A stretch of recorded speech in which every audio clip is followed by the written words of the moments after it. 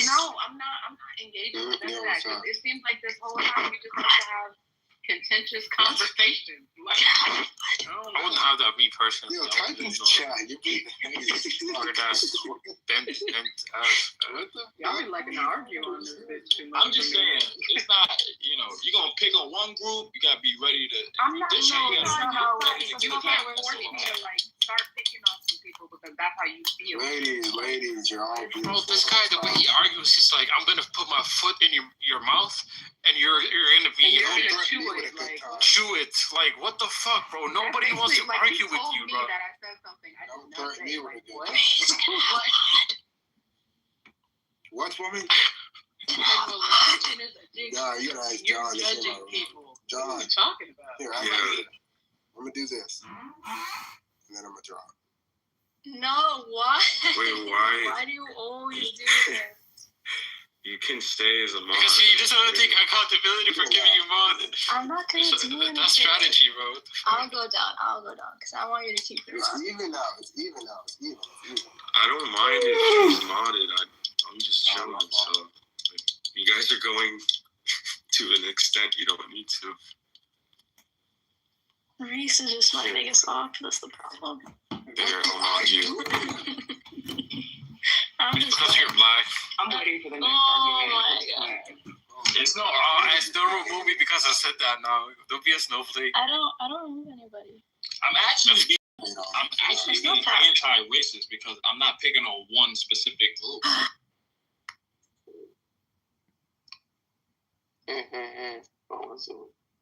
جدی آخه با مزنش جدیه اعتصاب میکنن اجازه نمیدن کسی وارد دانشگاه بشه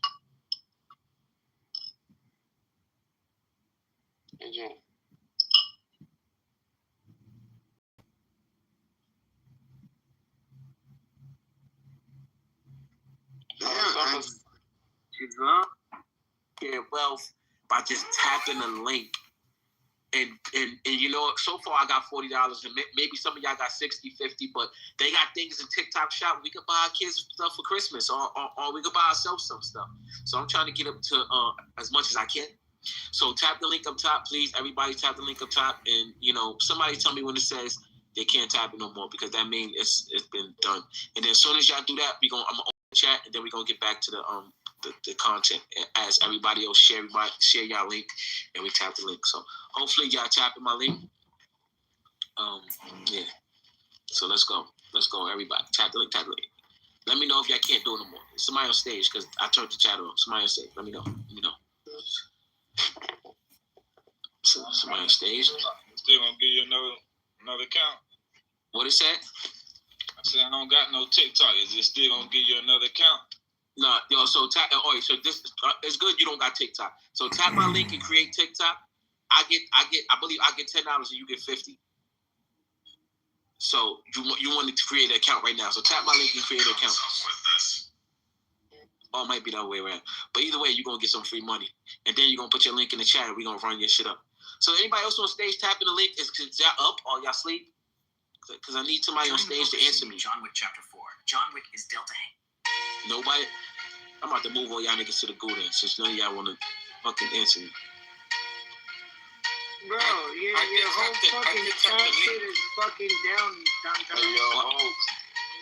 Yeah, I need to know if the link is if you can't tap it. Your whole shit is down. It's down. And I'm not making. I'm not making a. All right, Mary. All right, cool, Mary. You don't got. Wait. Hold on. Don't go to the go like.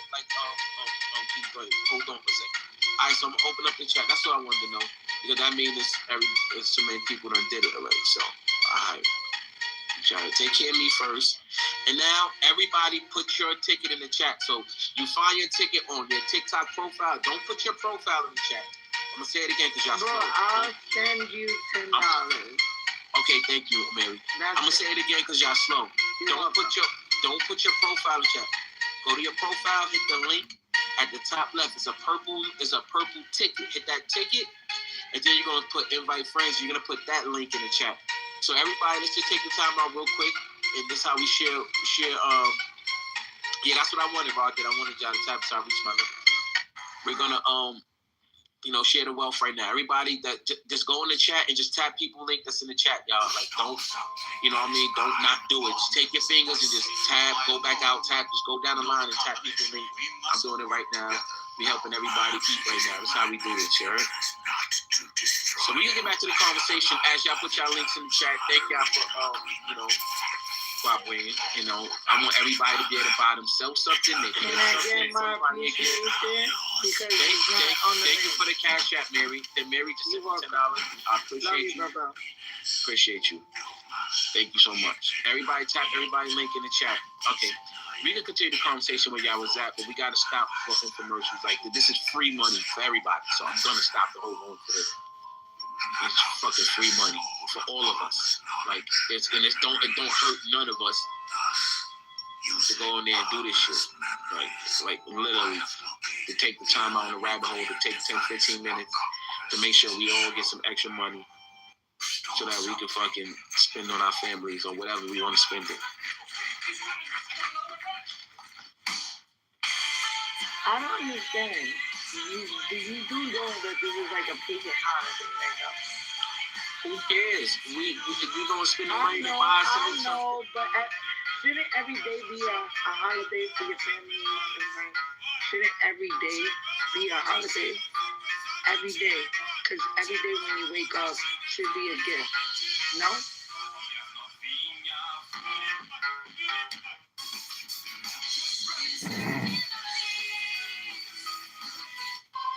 Bravo, don't let the cat get your tongue, sweetheart. Yeah, I don't want to hear that. But anyway, we go back. I know I jumped on the phone. Oh, okay. During the poker scene in John Wick Chapter 4.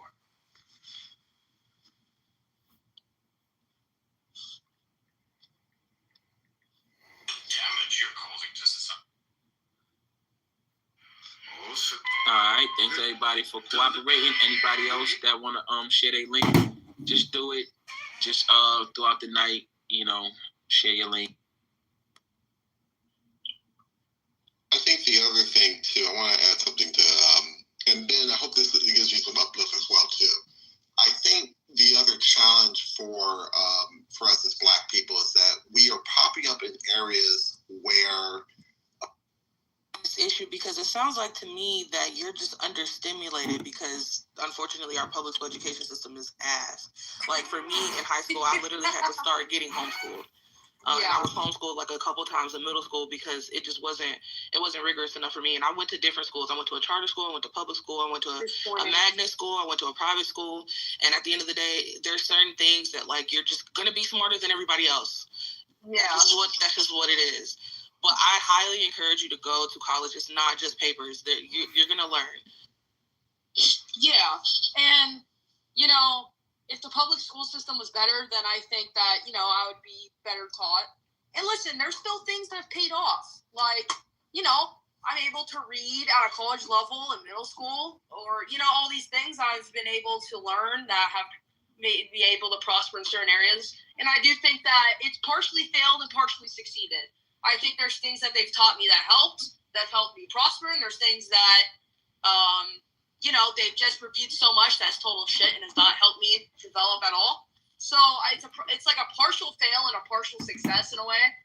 But I think that public school systems just need to get funded more, and then maybe we would be able to have better, and maybe not better schooling, but just better school resources in general. That's the thing I look for, right? I already have very good teachers. Can I ask you something, like Christian? Is you can identify that and point it out, and it's absolutely real. But you also know that you have the world's at your fingertips, the world's most brilliant teacher that will teach you at the pace you want, whatever you want, in depth. Yeah. With ChatGPT, right? I'm talking about AI. Yeah. So every 14-year-old, and listen, not many of them will choose to do this, but every 14-year-old can be like, this public education system sucks and doesn't have X, Y, Z. Or you can be like, I'm going to fucking spend 3 hours a night quizzing, having ChatGPT teach me in depth the shit that I don't learn at school. Yeah. Yeah, I think that goes along with ChatGPT. AI is honestly a failure on the education system, in my opinion. I do think that there are benefits to AI, but I think that people feeling like they can learn everything through AI is is a little naive, especially because it's not 100% accurate. Like, if you use ChatGPT on your assignments in school as a college student, they know. They can tell. Like, there's never a time that they're not going to know. They don't even need to use software. They can just tell by the way things are worded. And especially a professor who's really good at being able to tell, like, your tone.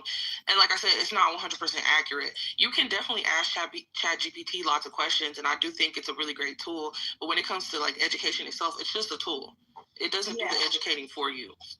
And also learning how to do research, that's something that a lot of people don't appreciate. Like, when you do study on a collegiate level, you learn how to research from a collegiate level. You learn how to do like credible research. And I think that is a skill that is totally underutilized, because at the end of the day, what if ChatGPT didn't exist? You would need to learn how to be an educated person who knows how to research, knows how to get the answers that they're looking for in a way that is academic and not just let me ask Google. Because at the end of the day, Google lies, or Google makes mistakes. And I think a lot of times also it goes back to the parents when it comes to that kind of thing. You know, we typically send our kids to school and expect them to learn, and I think it's a big difference too. And that's where I mixed that when I was coming to my upbringing. I couldn't just simply be the type to take education alone. I need to mix experience with my education. I need to be hands-on. When I learn things, I need to apply them. I need to be able to use them. It's almost like a sword, right? I can't just set it in the fire and expect it to get sharper and then come out the way I want it. I need to forge it. I need to put my hands on it. I need to apply pressure on what I'm learning as I'm going. Because it's one thing of me telling you and preaching to you and you writing down notes of what I'm saying and you learning, versus I'm learning and now I'm applying, I'm trying it out, and I'm learning as I'm doing it. Because I can give you all the instructions how to build a building, but then it may be still hard. You have the education, you know exactly what you need to do and what is for what and whatever, but you do not have the experiences of being able to actually complete it and actually act it out. Yeah, and I think, and just to be clear, because I hear what you're saying, Prince, and Kareem, but when I talk about AI in education, I don't mean AI doing the work for you or producing the output. I mean more AI replacing the teacher. So when you talk about, doing proper research or writing proper papers or understanding the peer review process, it's not that AI is doing that for you. It's just the AI is teaching you those techniques. Or to your point, Kareem, like, I need to do it, right? And so you could imagine an AI that spends a week with you teaching you this concept, and then you're like, okay, but now I need to, like, how does this apply? It's like, good. Now we're going to spend the next week, like, doing 18 exercises where we use this in real life. And here are the 18 things. Like, AI can do that today. And Princess, I think you're right. Like, it's not always right. But when it comes to teaching basic common principles, I think it's probably pretty good. And I'll finish with this. The one guy I know in the field who's been in it for a while and is pretty advanced, when I ask him, like, what do you get most excited about AI? His answer every time is education. And not necessarily for, Americans in public school, but more for, like, millions and millions and millions of kids who have no access to education because of their poverty or where they live. I think for him, he's like, hey, if $50 can give a kid an education from, grade 1 all the way up to high school, and in some places at more. I don't think you can do nursing with AI today or become a doctor, but I do think there are some things, and if that can be done with internet access and a $100 tablet, that's crazy exciting. Yeah, and to Princess's point, there's pros and cons to AI 100%. It's not the truth to life, but the cons about it that I see is that kids don't give a fuck about their education for some reasons. Number one, societal values. In the society that we live in, a lot of kids or adults, depending on the route that they took, they don't really pressure on kids about education to be able to, like, learn this stuff, be able to keep this, have this knowledge. And because of that, they just think, okay, well, I'll just let the AI do it for me. I won't give a fuck about it. But the pros to it, like Jeremy said, is, you get to be able to, learn things that you don't learn in school. Like, there's things that school doesn't teach, especially in the grade that I've been, because, it's kind of been all reviewed for me. So AI comes into play when, you know, you're able to learn things that school could never teach you. You get to be able to learn those things and have that knowledge with, you know, at your disposal. So there's definitely pros and cons, but, you know, those are just some pros and cons that I listed. And obviously there's probably more itsy-bitsy details that I could list, but I'm not going to. Hey, Christian. Yeah, and I think it's always a good thing to have different resources. Like, to having different sources is amazing. Like, it's not good to just settle for one thing. Like, it's good to go to school and learn what you can from that. It's almost like anything else in life. You got to pull out what's for you and what's good for you. Because I also feel like sometimes when we're dealing with the school, one of the biggest things I find is a flaw is that they try to force people into what they want them to learn and where they feel like, for example, when I was in high school, of course, you got your core classes and everything, but I felt like some of them classes was not aligning to what I was even striving for. And I think that's the problem in the education system. We try to force upon different things we believe that they need to succeed in life instead of figuring out what do these kids want in life so we can know how to guide them. Because I can teach you about lawyer stuff and finances and that, but that may not be what your calling is. That may not be what you're searching to do. That's why when you get out of high school, you're lost still because you didn't learn what you was actually there for. And I think a lot of times that they give you these classes that you didn't ask for. Just as you go to college, you may go for whatever it may be, finances, whatever, business or whatever it is, and they still make you do other classes that have nothing to do while you're there. And you're paying for extra education you didn't ask for that's not helping you, and it's actually probably distracting you because it's hard. And so sometimes that could be a struggle for some people. And I know that was one of mine. Like, I had certain classes, I'm like, yo, this is not for me. This is not what I'm looking for. This is derailing me. I'm trying to learn about this, and y'all not teaching me about what I want to know. Y'all teaching me what y'all think I should know. So, Kareem, I want to ask. So, do you think that kids, or maybe just young adults, should learn about what they want to do instead of learning other things that they're not interested in? Is that kind of the point, or is that kind of what you're saying? Or no, I think it's good for you to pick up from anywhere. Yeah. Oh, go ahead, Jim. Go ahead, bro. No, I think it's good for you to learn extra things, of course, because like we said earlier, sometimes things that you don't think right now is something that's important may turn out to be important later.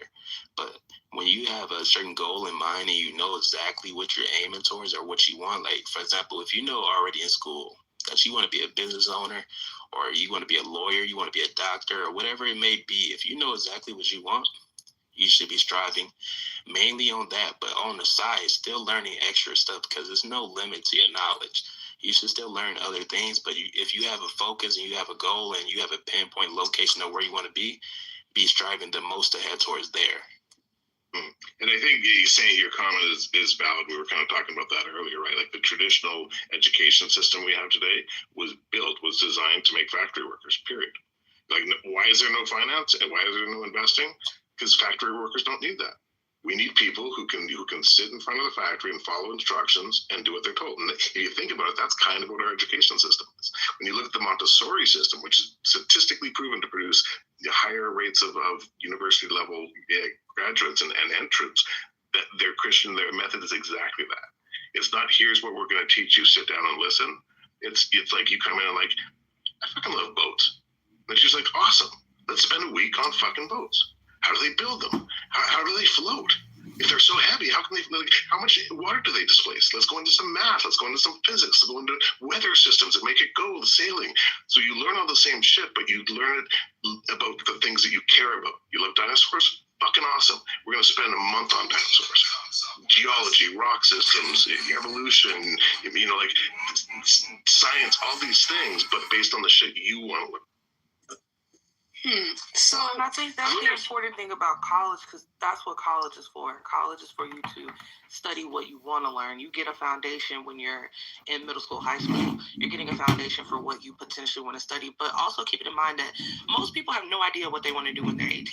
Like, most people who are going to college, when they first get there, they have no clue what they want to do, or they have an idea of what they want to do, and it's something that they've always wanted to do their whole life, and then they change their mind. I know a lot of people who have whole ass degrees in psychology that are now finishing their music degrees after, like, some people that have been in school 7-8 years, because it's like, once you decide what you want to do, or you find your passion, you find your calling, you're going to do whatever it takes. So even for the person that already got their degree, if you just discover, hey, I want to be a choir director, I want to be a professional musician, and you decide to go that route, you definitely need to go and get the formal education for it. And also, like, with the hands-on thing, like, yes, there are going to be subjects that you may not be as passionate about, but you need those things. Like the core classes that you take in college and in high school, you need those things. Yes, will I ever use Y equals MX plus B in my life? Probably not. But the things that I learned in math are the things that help you to learn how to do things like calculating how much interest you're going to pay on your home, or different things like that. Me personally, the most math I use is figuring out how much is my 20% discount when I check out online. Mm-hmm. But you know, it's things like that I think is really, really important. And also, like, the foundation of learning how to learn for yourself, learning how to be curious and how to do research and how to, like, seek after those things that you are passionate about. Those are some of the things that school give you. But I definitely feel like you being in public school is the biggest problem that you're having right now. Like, you're understimulated as fuck. And then with COVID too, I noticed that education really took a big hit during COVID, because the fact that you're in a college reading level is absolutely amazing. I imagine that there are a lot of illiterate people around you, and that can be very frustrating to be one of the smarter people, or like, okay, for example, for me, I was homeschooled the second half of 7th grade, the second half of 8th grade, and then from 10th after 9th grade onward until I graduated, because I was so understimulated. When I tell you those last 3 years of high school when I was homeschooled, I didn't do anything. I didn't do any actual work. I never studied for the ACT. So right before I went to college, I took the ACT, didn't study for it. I just went and took it cold, and I got into every single college I applied to.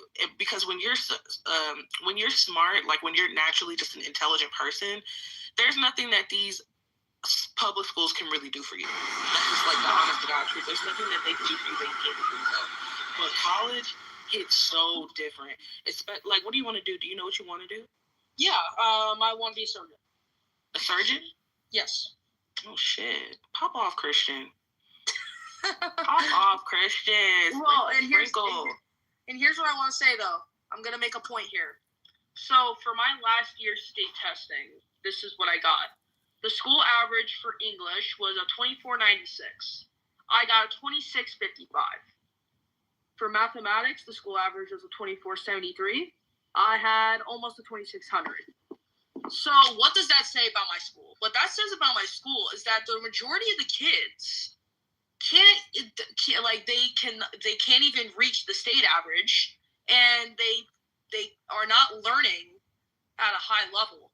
And what this tells me is that the education system has either A, failed, or B, the students don't give a fuck about their education, which is a...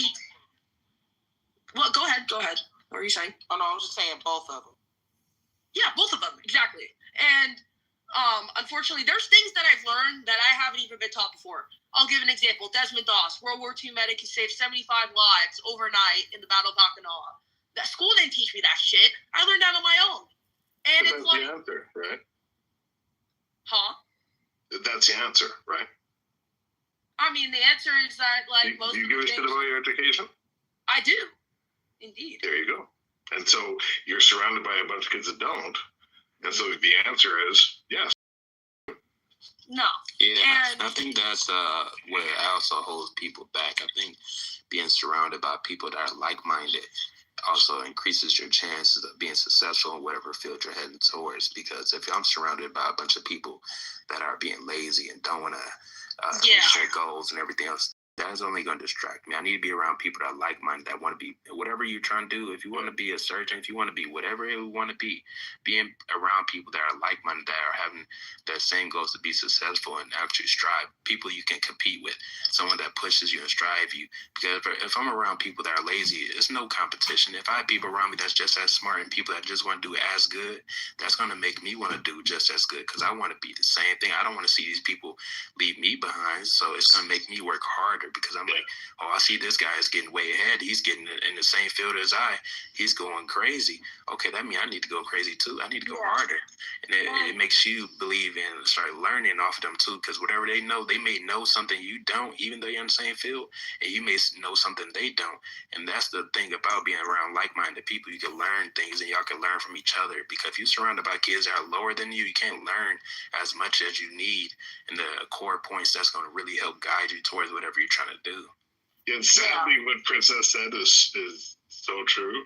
And I say this being, I grew up and went to both private and public school, and my daughters have in their entire education has been in private up until university, and I crashed out. I know. I'm very lucky. I'm very thankful. I feel like it's a private school. I know. I'm very lucky. But when I went out of private school, that's when I started smoking weed, skipping school, fucking up. Like that had a lot to do with why I dropped out of high school. And it's just that, but true, yeah. Yeah, I'm pretty similar, actually. That's crazy. We're very similar when it comes to algebra. As you know, I'm from Detroit. You know what I mean? And schooling there sucks. I went to Detroit public schooling, and I got nowhere with that. When I tell you, I got to the 6th grade, right? And I didn't learn anything. I walked out because he couldn't handle us. Like, it was just that bad. And so it, delayed me for a long time because, that was just the economic class I was in. So I couldn't really make it to a good school or have the options, And by the time I did get the option to go to a good school, I was so far behind.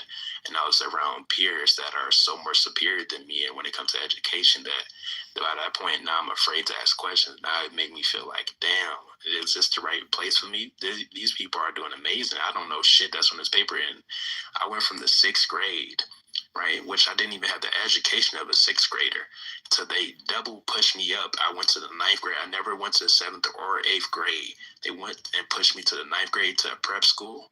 And when I say the first day there, I came on a test day. I didn't know how to answer one question. Yeah, and what makes everything worse is that I'm surrounded by people who are doing drugs, part of gangs, and just all this shit. And I go to a very ghetto school, so obviously, it's expected that a lot of people don't give a fuck about their education if they're falling into stuff like that. But it's also just a general thing too. It's just that when you're surrounded by people like that, it's less likely to succeed. And luckily, I focused on my education to do so. And what to say, and Princess said, she said that I was wildly successful for the future. I don't actually believe that, and this is why.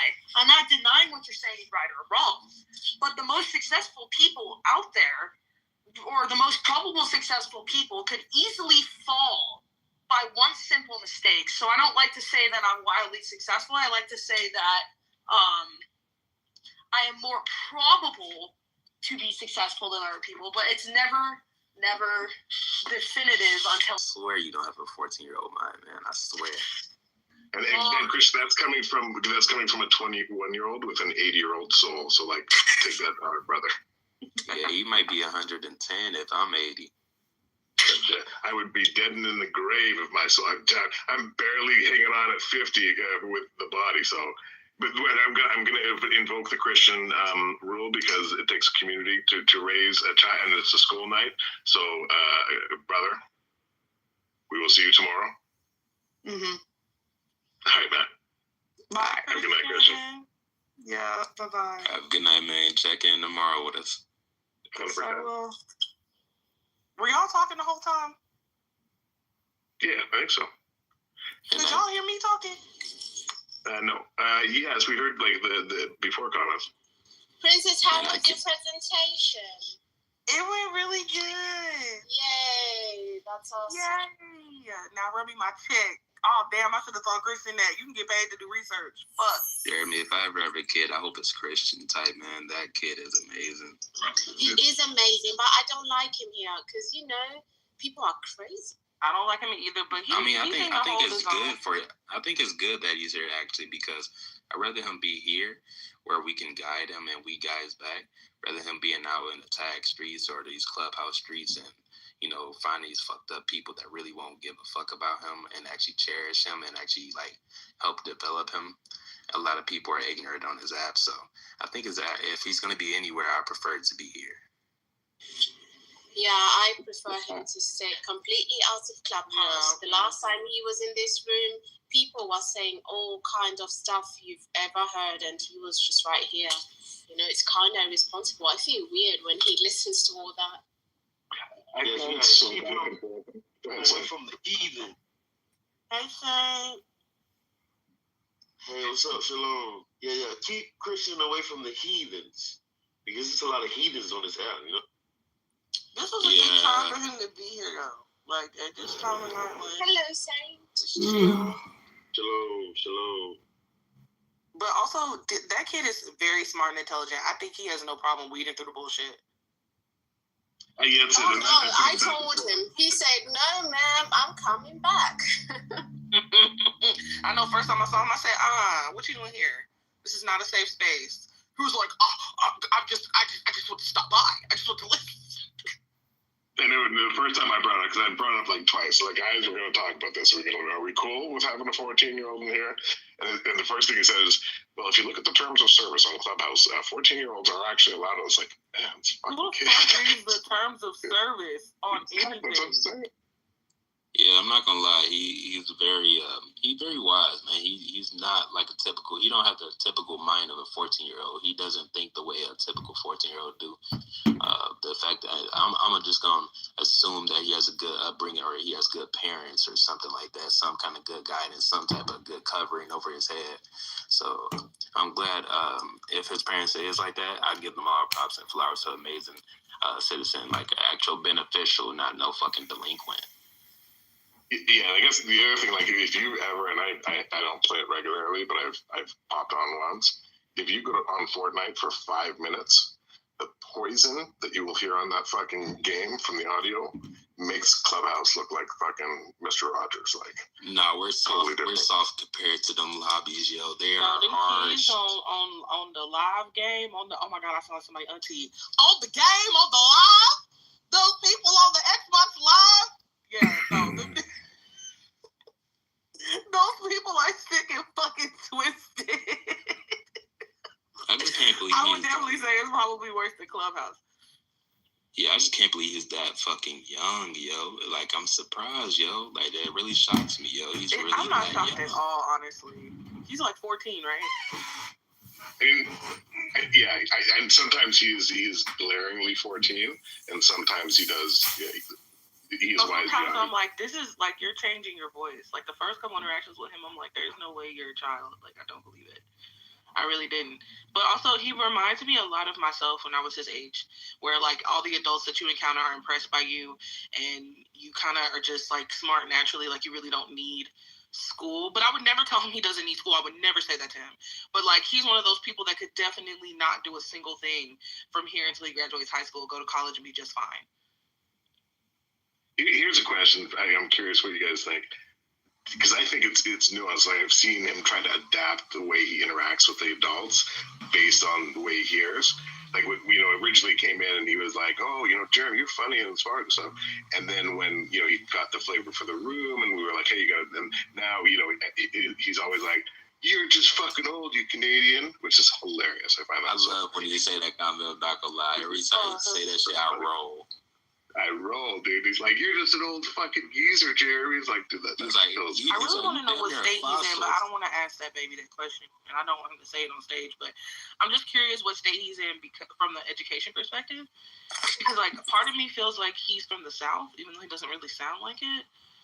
Just because like low income, like you said, it's a really low income. Lots of drugs, lots of gang shit, lots of violence, lots of bullets. Where he's from? Yeah, in his school district at least, yeah. Thought he lives in Canada, Jeremy. Did he not say that? No. Oh. No, he was talking about Jeremy about being Canadian. Yeah, no, he's definitely not Canadian. Wait, so he goes to a shitty school, like he's in a bad district?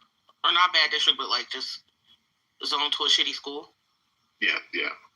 Oh, poor baby. See, and that was my experience. Like when I was in... Yeah, when I was in 9th grade, I ended up, so like for middle school, I never experienced any form of racism. I was in 4th grade. So I didn't stay there long. And then I ended up going to like regular public school after that because I felt more comfortable compared to like the Catholic school. Then I get to middle school and it is incredibly fucking ghetto. I mean, like literally the ghetto. Like it was really bad. I wasn't used to that type of environment. So it was like I was used to the diversity of public school, but I wasn't used to like some of the elements that my school had. So it was definitely an adjustment. And then when I got to 9th grade, I mean, I was just kind of like, what am I even doing here? I had Section 504 accommodations. So that meant that like if I was late to class or I missed class or whatever, they couldn't really do anything because technically I had a disability and I had accommodations for it. So I missed more school than I actually attended, and I still always had good grades. And teachers resented me for that. I even had one teacher like tell me and another student that she didn't like teaching the gifted and talented students, which I couldn't wrap my mind around because she allegedly also taught college. So I was just like, why do you not like teaching intelligent children? Make that make sense. I don't know. The public school system, Christian, what are you doing up? Hey, question, Bookie. And if you don't want to answer it or you don't feel comfortable, please don't. But what state are you in? Talking to me? Yeah. California. What? Wow, wait. Well, that is very This shocking. kind of just fucking flipped me upside down. Listen, California seems like we are rich and that we are like the greatest state, but we fucking suck, bro. I could tell you that when I haven't even went there, man. It's fucking garbage. It sucks here. Yeah, it definitely does. I'll tell you, like, I and got we some can't even people get out out there. of here because they're sucking our money out of us. It's insane. Yeah, that's Move like to I Texas. tell you, California is one of them places. It's like a leech. The longer you're there, the more it drains you, where it's harder to get out. Literally. Oh my God, Christian, you're going places. Especially with your laws. I'm not. Man, I got high favor for you, man. Shit, we gonna watch you grow as you go along your journey, man. But you will get out there for sure, man. I'm telling you for a fact. I know. I'm trying to get a scholarship and shit because I'm not trying to pay for school. I'm trying to get an education. I'm trying to get the papers so that I can do what I want to do. Do you play an instrument at all? I play 3 sports. Okay, period. Look at Kareem being a great uncle. Always, you know I love my nephew. If you have any interest in like playing an instrument or anything like that, highly encourage it. If you got a little bit of voice on you, join the choir. Just see if you like it. There's so much money as far as like scholarships available when it comes to going that route. And you know, who knows? Maybe you decide you want to be a musician. Are your parents like? What made you want to be a surgeon? Are your parents doctors or just something that you picked up along the way? So, I'll give you some background, but this isn't the reason why.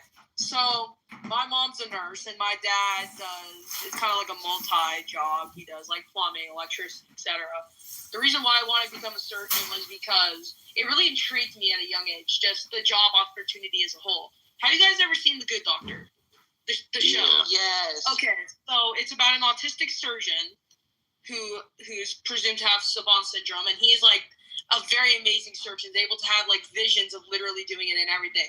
And I kind of sympathize with that person because I am autistic. I'm like I can kind of see him like in my vision and how like how I'm kind of similar to him in some sort of degree. And I kind of started intriguing me to become a surgeon just because, number one, I mean, it's just a really cool and intriguing job to me, just being able to save lives and all that. And number two, I mean, you get a lot of money from it as energy consuming as it is. So you have to look at everything that it offers. And I think that for the sacrifice that I give, I think that it's worth it in the long run, just for me as a whole. Have you I'm sure you have, but have you looked into like the job description and everything that comes with it, the pros and cons and all that? Yep. Okay, that's amazing, man. I'm proud of you. You know your clubhouse mama is autistic, right? Cora? Mm-hmm. I'm not shocked, to be honest. I was gonna say that makes so much sense. Actually. No, it does. No, do you want to know why? I'm not doxing her, by the way. She speaks about it openly, but yeah, no, 100%. No, but I feel like it's not always a superpower, and I have pretty extreme ADHD. Like there's upsides and downsides. Yeah. But double clicking on the upsides, it does, and I could tell something was special about Cora. Not in a weird way. Don't take it like that. I know Kareem. I know you're thinking about that, but just like the vast knowledge that she has about most subjects is just so like. It's just so much knowledge that a lot of people can't even like comprehend. And that's autism is probably one of the reasons why she's able to have that type of knowledge is because of that. And, that's something I kind of envy her for too, because I kind of want that knowledge that she has. And obviously I don't have anything close to that. I would like to consider myself non-intelligent because I haven't been on this planet long enough to get that knowledge and be able to grasp it. So, I can tell you this, Christian. If you ask Cora if she was intelligent, I think she'd probably say no. Or especially if you asked her if she thought she knew enough, she would definitely say no. And I certainly don't know enough. I'm 50 years old and I know fuck all. Jeremy, you're 50? Jeremy, what's that? I think I'm close. Or a couple years off, maybe. I can do the math. How old you are? Jeremy, it changes every year, Princess. Every year it changes. How the fuck you can remember that? It changes every year. Imagine if your name changed every year. You can remember your name? Fuck no. But also though, Christian though, I understand what you're saying. That's a very humble statement, but the truth is, you're at a very, very, very extremely good head start when it comes to life, man. For you to be this age, man, I'm telling you, even by the time you hit my age, and I'm not that far from you, man. By the time you my age, I'm telling you right now, you're gonna see some very big progress, and you know a lot, man. You're comparing it to other wisdom, but for you, if you just look at yourself and compare it just to yourself, you are doing amazing, man. Not many people are doing what you're doing, and that's normally where you should start at because that's typically the people that end up at the top. I think investing is like education, right? Or learning, maybe. The earlier you start doing it, even if it's just a little bit and a little bit, the compound interest on that knowledge and that investment over the long term is insane. Well, y'all send y'all Clubhouse nephew some money so he can start investing. Right. I said this to everybody. If you learn about self-custody and learn how to open a Bitcoin wallet and DM me, I will send you some coaches. What are your guys' thoughts on high yield savings accounts or just high yield savings as a whole? Because I've been getting interested in it. I was looking for a little bit. I was kind of looking into it because I was actually thinking of like using money to put money into it to see if I could gain some money over time. I'm biased. I won't even bother answering because I'm absolutely biased. Well, no. I want to hear shit about that shit. You better answer that boy question. No, Jeremy, go ahead. I want to hear. So I would do one of two things. I would either, if you want to buy stocks, I would invest in a company called MicroStrategy because their performance is based on their Bitcoin holdings strategy. They were in the S&P 500. They were the most performing company this year out of every company in the S&P 500 because what they do, they're an enterprise software company, but they use their money to buy Bitcoin. And then they borrow against the Bitcoin to buy more Bitcoin. And even though Bitcoin's performance this year has been like, I think 150 or 200%. And by the way, like a great investment, annual return for an investment, a great one, 10%. Bitcoin's this year was like 150 or 200. But MicroStrategy was like 700% this year, which is insane. And so if I was investing in stocks, I would invest in MicroStrategy. If I was investing in outside of stocks, I would get a Coinbase app. I would set it to buy $10 of Bitcoin every week or every month or whatever you can afford to spend without, fucking with your lifestyle. And I would set it and forget it. I'd never sell it unless you have to stay in the house or keep a roof above your head. But yeah, and if you do that for 10 years, you will have freedoms that most people don't have because of that investment, especially if you start now. Yeah, here's the problem though, is that as a minor, I'm not able to invest in stocks or just investing in general until I'm at the legal age of 18. So I won't be able to get started on that. Not true. No, it is. Not it true. is. Not true. I mean, obviously, I could get like my parents to do it for me, but I mean, not true. Christian, there is no age requirement to open a Bitcoin wallet. And if there's no age requirement to open a Bitcoin wallet, there's no law that prevents me from sending you $25 worth of Bitcoin. And if you do nothing but just hold that $25, guess what? You're investing in Bitcoin. Congratulations. Yeah. Double click, man. You send me a Bitcoin wallet. But you gotta learn enough to do that though. And now go to bed. We had a deal. Come on, man. I will kick you out of this room if I have to. Listen, I'm gonna say one thing before I go because I do know you want me to go to bed, and I will be on tomorrow if you guys do us to room. But here's what I'm gonna say, Jeremy. Look at your DMs. I sent you something. I hope you take it to heart. And for the rest of you guys, God bless you all. And I hope you guys have a good night. Oh, thank you. Man, have a good night. Good night, brother. Yeah, have a good night. Man, I love that kid. Oh, that's our nephew. Oh, cute. I cannot. I love that kid, man. I want a baby. He said, all right, guys, God bless you. Good night. With your grown ass. What happened 12,000 years ago? Oh, shit. Good. I just want to finish this because this is the fucking most adorable fucking thing in the world. I swear to God, it's like you guys are just gonna melt. Okay, he sent me a DM. This is the DM.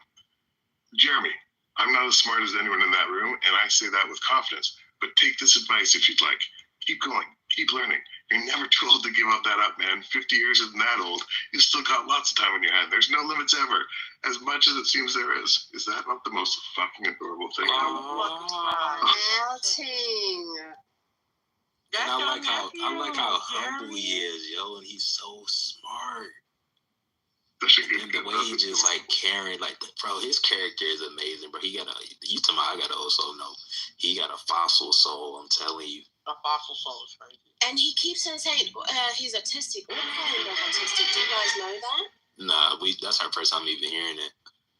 Oh yeah, he said that, but I wouldn't ask. Obviously, the very first time he came in here, he said that. He just said it again. I'd definitely be asking people if they autistic. Is that fucked up? Okay, I won't do that no more. You know what I find though? I don't know if it's just based off these few people that I've encounters with. I find that autistic people are some of the smartest people, and they're the most creative people. They're just their whole world is so different from ours, but in a good way, and sometimes even better. I just tend to find that all the people that I know that are on the spectrum, they are intelligent as hell, and they have to see things in another whole world that we cannot. 100%. And when y'all said Cora was autistic, I was like, that shit made so much sense. And I think for me, it was when I realized that Asperger's was on the spectrum of autism, when that became a conclusive thing, I was like, that makes so much sense. I actually dated this guy that was autistic, but I didn't I guess there's this negative connotation, or at least there used to be, with what is autism. So it wasn't obvious to me, I guess, but I also didn't know necessarily what autism looked like. But there was just something different about him, and I would always say that. And I was like, he's not weird, he's just different. And then when I found out he was autistic, I was like, oh, this makes sense. Mind you, he was like a rocket scientist or something like that. So, yeah, I mean, that makes sense. I think he probably has Asperger's, if I had to guess. But that's just so interesting to me because it's literally the smartest people that I know happen to be on the spectrum, or the most intelligent. Even to hear that Cora would never describe herself as intelligent, it blows my mind. And there is a difference between intelligence and being educated, and I think Cora has both of them. You know, with Jeremy, I would have never known that you dropped out of high school. I was actually flabbergasted to hear you. But I think in court, I think I know a little bit of shit about a lot of things, and there's one or two subjects that I think I know a little bit more on. In my experience, Cora knows a lot of shit about a lot of shit. Like, I think that's the radical difference, is that the breadth of her knowledge on so many different things shocks me all the time. Like, I'm constantly in awe of the breadth of her knowledge. Yeah. And the reason why I said it makes sense about her being autistic is because, like, there's a certain level of, at least this is my perception, right? This could be totally ignorant and wrong. But to me, I perceive a lot of people with autism to be very, like, detached from like, not necessarily emotion, but from the emotion of a subject or like of a thing. So like we'll be talking about a thing and it'll be from a very matter of fact perspective when it comes to Cora, but you can tell that it's like genuine. It's not like oh, I'm just a bitch and I'm being like overtly direct. It's just it's a very genuine type of like, this is what the situation is. These are the facts. I don't know. I just really appreciate that about people. Yeah, 100%. I mean, I saw it today. Like there was a room. It was one of the Christian rooms, and they'd been going back and forth. Brett, I think you were there, and on this one topic, and you could tell she was getting frustrated. She was like, "Listen, 300 years ago, they figured this shit out. They agreed that it was a paradox. Here's a diagram that fucking explains it. You guys are just going in circles. Let's fucking move on." But she said it with no emotion. It was just like, literally like, here's a pictogram that explains what you guys are talking about. They figured it out 300 years ago. This is just a fucking circular paradox. Let's fucking move on from this. You've been talking about it for 2 hours. Like, classic Cora. Like, it was fucking awesome. No, literally. And that's why I asked her if she parties that one day. Because for some reason, like, as deadpan as she sounds sometimes, to me, those are the people that turn the fuck up the hardest. Like, I just really imagine Cora being the life of the party, doing shots, dancing on the table. Like, I don't know why. I just imagine that. And if I'm wrong, I would love to see her get like that. Like, I would love if in some alternate universe there was ever a Talking Apes Clubhouse party, I would want Cora to like crowd surf. I don't know why. I just feel like that's what needs to be happening. I feel like she should Coyote Ugly and get up on the table and start. I don't know about the partying stuff. I haven't heard the stories. I would assume if you were to ask me, I would guess that that's probably, there's definitely a history there. But I'll tell you this, if you got some time, and like a lot of time, ask Cora about her tattoos. Okay, bet. I don't have any. Do you have any? Yeah, I got my first, it's funny, I got my very first one was the logo of one of the first companies I worked for, which was a privacy company. And their ideals I found aligned with mine so much that I got their logo tattooed on my neck, on the back, and the company paid for it, actually, which is cool. What? Yeah. And then my second one was a Tibetan knot with a Tibetan script of my wedding vows that my wife and I got. That's on my arm. My first daughter's handprint, and I'm still. No, there was just a Tibetan monastery down the street, and I figured it would be cool. Oh, that's cool. And then I'm hoping the Tibetan monk didn't fuck with me and put like macaroni with peas or something. And I've got my first daughter's handprint when she was a baby, and I've got a photocopy of my second daughter's handprint, but I fucking haven't got that yet. She's gonna fucking hate me if I don't get that done soon. And then the last one was a memorial tattoo for a sibling in the past. Those are all my tattoos. No regrets so far, which is rare. Period. I used to want a tattoo. When I was 16, I wanted a tattoo an elfish on my chest. Hindsight being 2020, I'm so glad my mama didn't let me do that shit. I'm so glad you didn't do that. I'm so glad my mom didn't let me do that shit. Because why did I really want a whole passage in elfish script on my titty? Like, how many times would you have had to explain in intimate moments, like, okay, I know this isn't the time, but I'm gonna fucking do it. It's all the script. I was really into this, and they're like, move on. Let's move on from this. I had a Lord of the Rings phase real hard, y'all. I started playing fucking World of Warcraft on my laptop.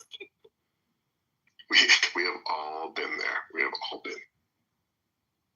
Yeah, that was in my emo phase. I had a couple of those growing up. So my 18, the answer is no. Once you're 18, it's your choice. And I'm happy to give you my advice, but it's ultimately your choice. And my advice is like, just make damn sure what you get means a lot to you, right? Like no dolphins, no butterflies, like get something that has deep, deep meaning for you, that is something that's going to mean something to you your entire life. That's the best advice I can give. And also don't do it on your face or anything you can see it. Hey, Jeremy, you got any tips when it comes to like equity and stuff? Like I'm trying to teach my stepdaughter that. And what do you mean, like having capital and what to do with it, or assets and what to? Yeah, it's an interesting one, right? Because like even with a business like that, you like the food cart, which I love, right? Like it's so good, and the fact she's doing social media for it, I fucking love that. There's potato food cart in England, the Spudsman, they're fucking blowing up and like lineups every day because of the social media stuff. You've got like the fruit guys down in Mexico and South Florida that have nothing to the fruit ninja guy. He's got fucking massive following. People hunt that guy out. Even like little guys that are doing like sausage and fucking burritos on the corner have like 20,000 fucking streamers all day long. Is this guy just making burritos? So it's such a fucking perfect time for that, right? And so I think the reason I struggle with the question is because like it in the business, the question becomes if the business is generating positive cash flow and you start to have capital and equity, do you reinvest it in the business or do you take that out of the business and invest it elsewhere? So that's where where I struggle with it a bit. And for me, again, I'm horrible because I'm super biased, but where I've gotten to is now a belief that Bitcoin, for a lot of reasons, is going to be like a super important global thing. And so if you're again, when I go to investing, I've gone from FANG plus Tesla to 100% only Bitcoin. And that's just because after 12 years of looking into it, I think it's the only safe bet, even though it's very volatile. But it took me decades to get there. But yeah, I think it's like especially for young people. And so I was trying to say that to Christians that when you're that young, people don't realize what compound interest in like a good investment means over time. Like it really can become something that's really huge. But I would stay away from, and especially if you're young, I would stay away from the safe shit. Like that's the time to try the dangerous shit. That's the time to try the volatile stuff. Not like gambling, not like, oh, I heard this penny stock, I'm going to do it. But like, the tech companies, the up and comers, again, Bitcoin, which is very volatile. But like, I think those things, it's time to take a risk. If you're 70 in a fixed income and you need that 5% return in order to pay your bills, you should not be investing, in volatile assets. But I think when you're young, that's the time to take chances. Yeah, for sure that, because like I've been teaching her like small things here and there, but as I'm teaching her, as you know, I'm also learning, you know what I mean? Because I've only been running the business almost about a year and a half. And I put some things aside because, even though I'm on a progression of different businesses with me and my woman, I also want to get her started early. And because I'm not too focused, I'm the type to where I'm going to build everything around me because I need y'all well built up so I can be able to manage. I can't focus on many things when I start getting into that zone. So that's why I got her started so early and didn't wait, because I could have just waited like normal people. And the way I was looking at it was, I got to spend a lot of money on the equipment and everything. Is she really ready? She's 10 years old. But then in the same mind, I'm like, there's no better time for her to start learning but now. So she can have the experience. So by the time she hit my age, she's already well acquainted with all the different things and have the knowledge to run it on her own by the time she hit my age. So yeah, I've just been like slowly every day watching videos and just looking to things I didn't know of and just researching and stuff and teaching as I go. But yeah, when it comes to equity and stuff, I've been learning myself because I'm not too familiar in that zone.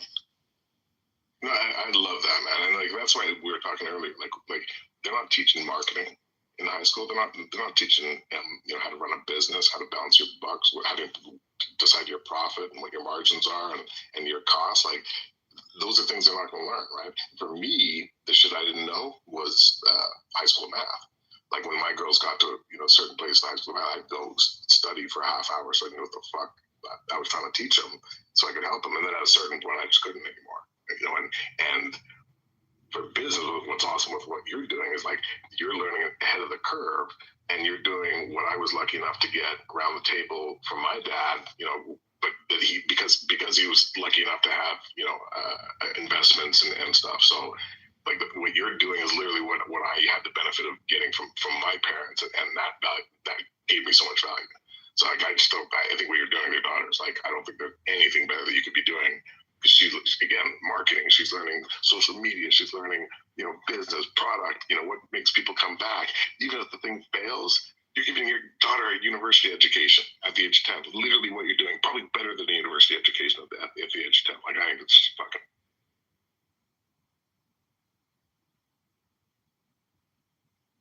Shit, I was watching Backyardigans when mine were 10. But I definitely wasn't talking about let's start a business.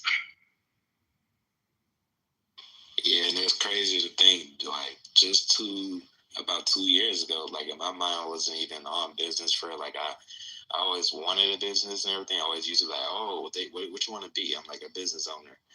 They was like, okay, what does that mean? Or what business? It's a lot. And I never thought that far. And then, when I started thinking about that, that's what pushed me to acting on it. I was like, if I got an idea, don't think so much. Act on it. Start making moves, and then you'll understand as you make these efforts. And, even though I'm just now starting, I was like, I want to get her started very early.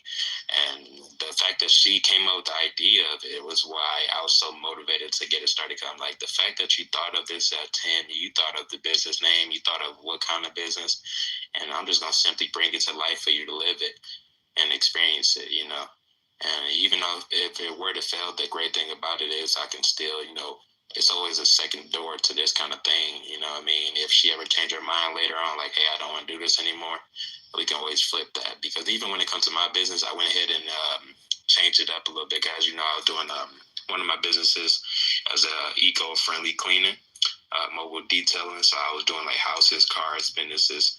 But now I'm about to switch it to probably food truck cleaning and probably cars, because cars are simple. They're quite easy to knock out. And then food trucks, they're always in demand of being clean, because as you know, the inspections and everything, people like keeping their food trucks clean, especially after a hard day at work. Your food truck is typically going to have mess, especially around grills and shit like that. And I just leased out a house 2 days ago. I just found a house out here in South Carolina 2 days ago that I just leased out for $2,000 a month. And the backyard has this fence where it's big enough for trailers and food trucks to come in. So I'm thinking about converting her food truck business also into my cleaning business, where I have food trucks pull into the backyard, clean it up, eco-friendly cleaning. And, kind of like in a way of using her business to double the business, where she can pick up on double the profit. Yeah, I think for me, and this like in my family, a lot of the wealth that was created came from like my brothers, and my brothers were like the brother just above me dropped out of high school, came back, finished it in like a year and a half, and then got mad into computers. And then my oldest brother went to university and then left just before he got his degree to join a company that my other brother started. And most of the wealth in my family today is from companies that my brothers started, right? That my dad invested in, that were successful. And most companies, especially tech companies, fail. Like most startups fail. But I think where there's success, and then this relates to what you were saying, is that when you have a knowledge or an expertise in solving a problem, and you have a depth of knowledge in that field, like immediately when you said like car cleaning, what came to mind for me is like, okay, you could literally right now go to most AIs and you could say, write me the code to create an app that will do the following, right? People will be able to schedule a car cleaning at any location in the city just by tapping a few buttons. They agree on the price, they pay immediately, and then there's some sort of interface that says, hey, I'm here, open the car, or come down and open it. And then remotely, we're just going to clean on the spot and then go, which solves a massive problem, right? So instead of me having to go wait in line for an hour at a car cleaning place behind 5 other cars or waste 2 hours, I can schedule at my convenience. Yeah, I'm going to pay a premium, but it's so much fucking easier. and they'll just come to where it is with their car and park somewhere nearby, and they clean the fucking car and bounce. And when I get out of work, I get into a clean, beautiful fucking car wherever I parked it. Like, that service would be fucking amazing. And then you're suddenly, it's like, oh, the demand is getting up. Now I'm hiring a whole bunch of other people who are doing these remote mobile cleaning things. And like today, AI can literally write that program for you. But that's where I go. Like, I think problem market fit. I think like find a problem, solve it better. When it's working, you know, and you tweak the things enough so that it's starting to grow, then you double down and scale. Yeah, so and the next goal for me right now is my plan goal, because, you know, still learning stuff as I go. My next plan is, once I'm done getting all this situated, because it's going to be a little rough, little turn, because all the new changes and all the investments all at once, and they're such in a short period of time from each other. It's like a toll on me financially and all that, because, you know, already just for the trailer alone, and I haven't been, you know, because as it's coming internationally, I have to deal with percentages that I have to pay to even receive it. You know, there's one thing I pay the people for it and to send it, and I have to deal with international. But even the trailer alone was about almost $4,000 or $5,000, and then I have to pay the additional. But my next plan is, after I get all the business established and everything, I'm going back to this company I used to work for. And that's just gonna be temporary, to go ahead and buy some land, even if it's empty. That's really actually what I might be heading towards. If I could get a couple acres of land, which I was probably gonna do in Georgia, because, you know, you can make money off the trees for cutting them down, or get somebody to come out there and clear them out. You get half the, well, not half, a little less than the percentage of the money from it, because you get a couple dollars, you get like $6-7 off per tree. And if I could get some acres of land and clear out the trees and get a little income off that, and then use the property to start growing, because I also want to start like raising chickens and stuff like that, selling fresh fruits and veggies, and also rent out some property there, because I want to start building like a community of my own. So I'm looking about like land, the next thing I do. I'm not looking, I am going to get houses at a certain point, but I want to start with land. Yeah, and I think one of the things I left out, because I'm so like focused, is, and what you mentioned, Trigger, is like, what's your objective, right? Like, what's your objective with investing? Like, do you want to be a millionaire? Do you want to just have some land where you control your future and you live happy? You know, because that should help guide what you're doing with your money. Absolutely. I really see myself building a community, and I want to do it like a, not exactly a low income, but also not just a typical, right, where it's just, oh, I'm basing off your income and get your house, but also a place that can offer different insight, and also mix it in with faith. You know what I mean? I want to be able to, because as you know, my woman does faith care coaching. So I see her being able to coach people around the community, and I see them having their own responsibilities around the community that we can probably look into helping with the prices of their housing on, so they can work for it. Not that I'm just helping you out by giving you low-income housing, but you're also helping me by keeping my community up and also building it up. And then outside of that, I want to own a lot of property and land. And as far as being a millionaire and everything, that's cool and all for me, but really, it's not even about my life. I think as long as I'm stable, I'll be fine with that. It's really about what I could pass on for everybody else to live off of, what my stepdaughter can live off of. What can I give on to them for them to live a nice life where they can make even better choices than I have. So I just, whatever I can learn and pick up and do is really just whatever. Like, because I'm ready to expand in whatever way I can that I can pass down to her, so she can expand even bigger than I did. Because I know that I want to be great in everything, but I also want her to be great to her. So I'm aiming to be great in all sections: housing, land, businesses, money, and everything else all in one. But also just really my main focus is to be able to pass down that generational wealth and also generational knowledge down to her, so she can be even bigger and take on whatever community I bring, and she can take it over one day if that's what she desires.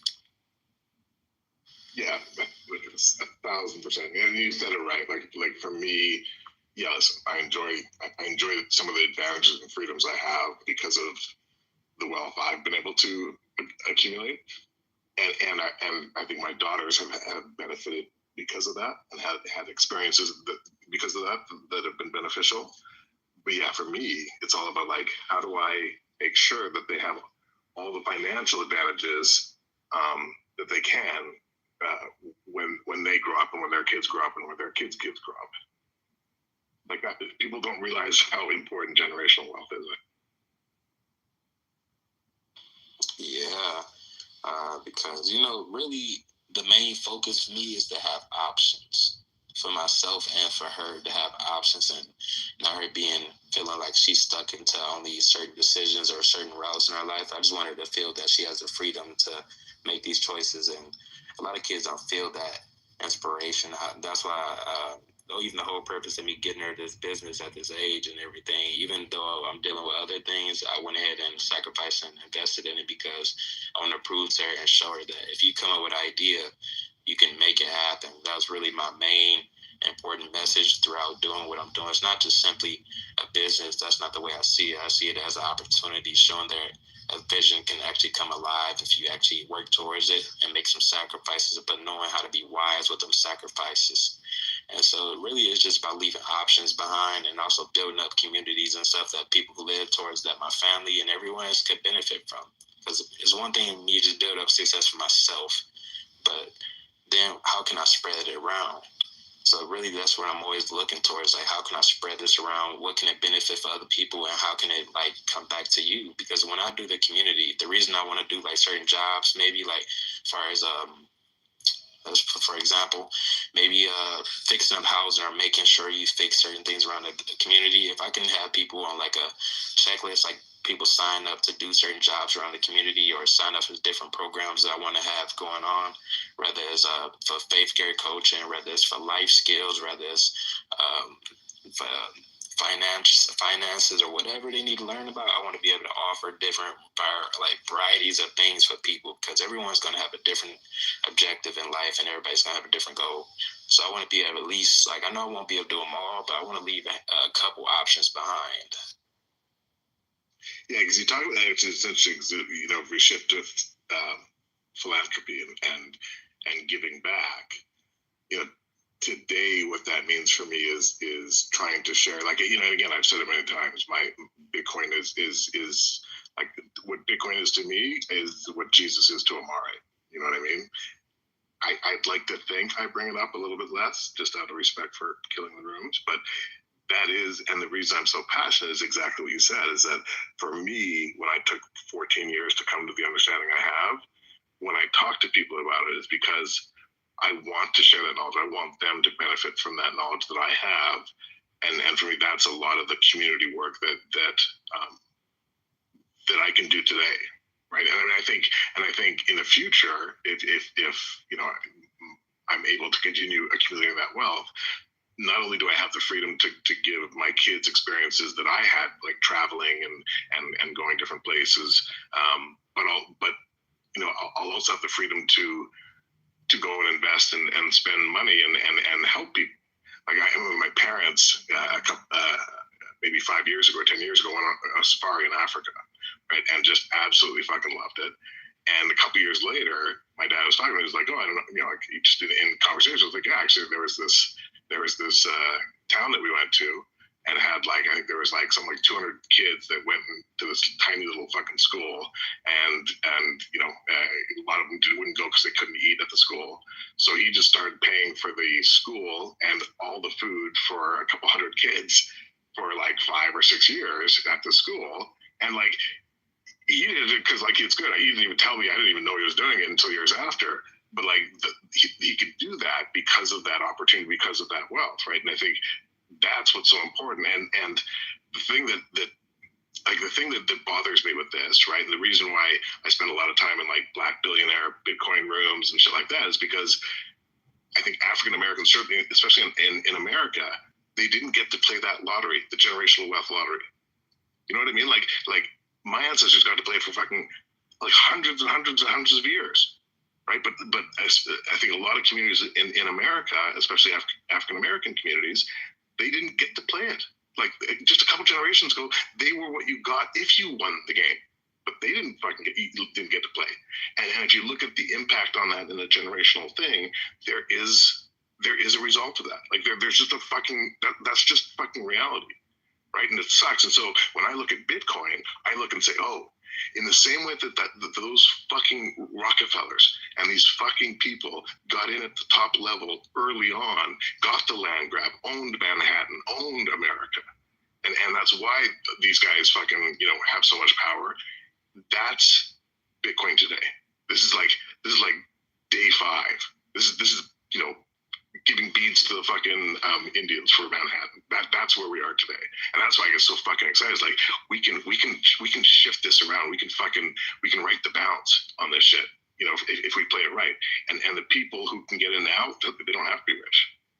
I know so many fucking multi-millionaires who made their money in Bitcoin and crypto who were not wealth, did not come from wealth. They just got in early, and were still early. Like that. That's why I get so passionate. Jeremy, when did you start buying into Bitcoin? I found out about it when it was about $200, and it's because my family is very close with some of the early developers and some of the companies in the space. And despite having a conversation with Matt Corello, who's known as Blue Matt, he's one of the original core devs, at 200, and me saying, like, I think it's really expensive. Like, I think it's crazy expensive at $200 for this digital thing. And then the first time I bought Bitcoin was at $2,000. And I finally convinced, like, oh shit, maybe this is something. And so I bought some Bitcoin at that point. And so when I hear people today say, Jesus, Jeremy, $100,000 for Bitcoin, that's fucking crazy. I said the exact same thing to one of the Bitcoin core devs when it was $200. And I swear to you that those two things are exactly the same thing. 10 years from now, those will seem like exactly the same. So, and then when it was at 2,000, you bought to like 1 Bitcoin? So I bought a bunch of Bitcoin when it was at 2,000, but then I started my path of really learning. And I followed a path that a lot of people did, which is like, ooh, Bitcoin's cool, but check out Antcoin. It's the Chinese Ethereum. That's fucking gonna blow up. And guess what? It did. I literally started one day. There was a day I was hiking back, I guess 2017 or something. And I got into the shit coins, so I sold most of my Bitcoin and started shit coining. And I started my hike, and I think my Chinese, it was Ant shares, and then it became Neo. It's called Neo today. It was the Chinese Ethereum, and it was pumping. So I had maybe like at the beginning of the hike, I had maybe like 50,000 Canadian in the shitcoin. At the top of the mountain, when I got to the top of this hike, it was about a 4-hour hike. It had gone up to 400,000. And I was like, and I called my brother, who was like an absolute Bitcoin maxi. He was like, Jeremy, just sell it. Good for you. Just fucking sell it. And hopefully I was like, nah, you don't know what you're talking about. This isn't anything. This is going to go to the moon. And sure enough, like when I finally sold it, it was back down to maybe 60. So I never realized any of those games because it's a casino, and so it took me, I think, 5 years after I first bought Bitcoin to get out of shitcoins and just put my crypto all into Bitcoin. And then it was another 5 years before I sold all of my investments and moved all of my wealth into Bitcoin or micro. But it's all relative. Like, it's all relative. $10 a day, is the same thing long term. Like, it's all relative. I'm proud of you, though, man. I'm very proud of you. Appreciate it. And then, like, it's so many mistakes, and that's what I was saying earlier. Like, I love the fact is, like, especially with things like you fail. Like, I fucking failed so many businesses I tried to start. And still, those were the most valuable lessons that I think I've had in my path to understand business. You know what I mean? Like, so much more than a university. And the fact that you got multiple businesses and all that, and all of them like pretty solid and sound. I think the reason a lot of mine failed is because when you come up with a good idea, like, hey, here's a sound, very low risk advice, I'm like, awesome. Let's fucking 10x the risk. Let's scale that fucker. Let's see how we can make this like the next Uber of washing fucking. Like, that's just always where my fucking brain goes. And like, sure, there's upsides to that, but also, 9 out of 10 of those. Yeah, I'm not gonna lie. I probably would have been in the same boat. The only reason I would say that, it's working a little bit better out than I expected it to, or that it probably would have if it was just me, it's really a lot of the credit of a lot of the things that's going on in my life is coming from my woman. And I feel like because of her is really why we make a lot of different steps and guidance, because she is well more diverse and educated in these kind of things. So she really put her foot down and she really leave a mark into these kind of choices and stuff. Like when I'm sitting there debating, like, is this a good idea and stuff, she's the one that sit there and be like, hey, if you think something or you see something with this or you see a vision, do it.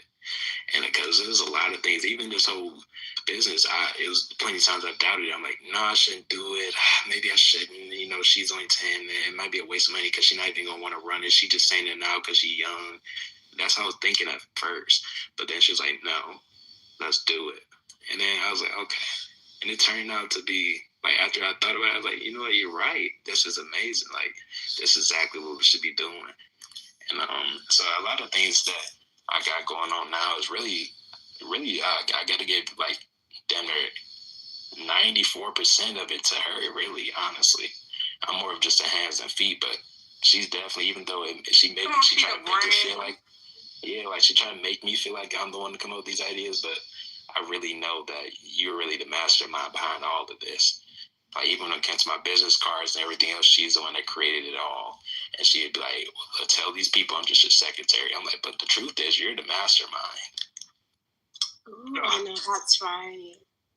Oh, you know, brother, I love these late night chats, man. I know we might kill the room with some of the nuances we get into, but like every time we finish, I get out and be like, damn, how is this fucking 21-year-old just humbling me like a motherfucker every time we have these conversations?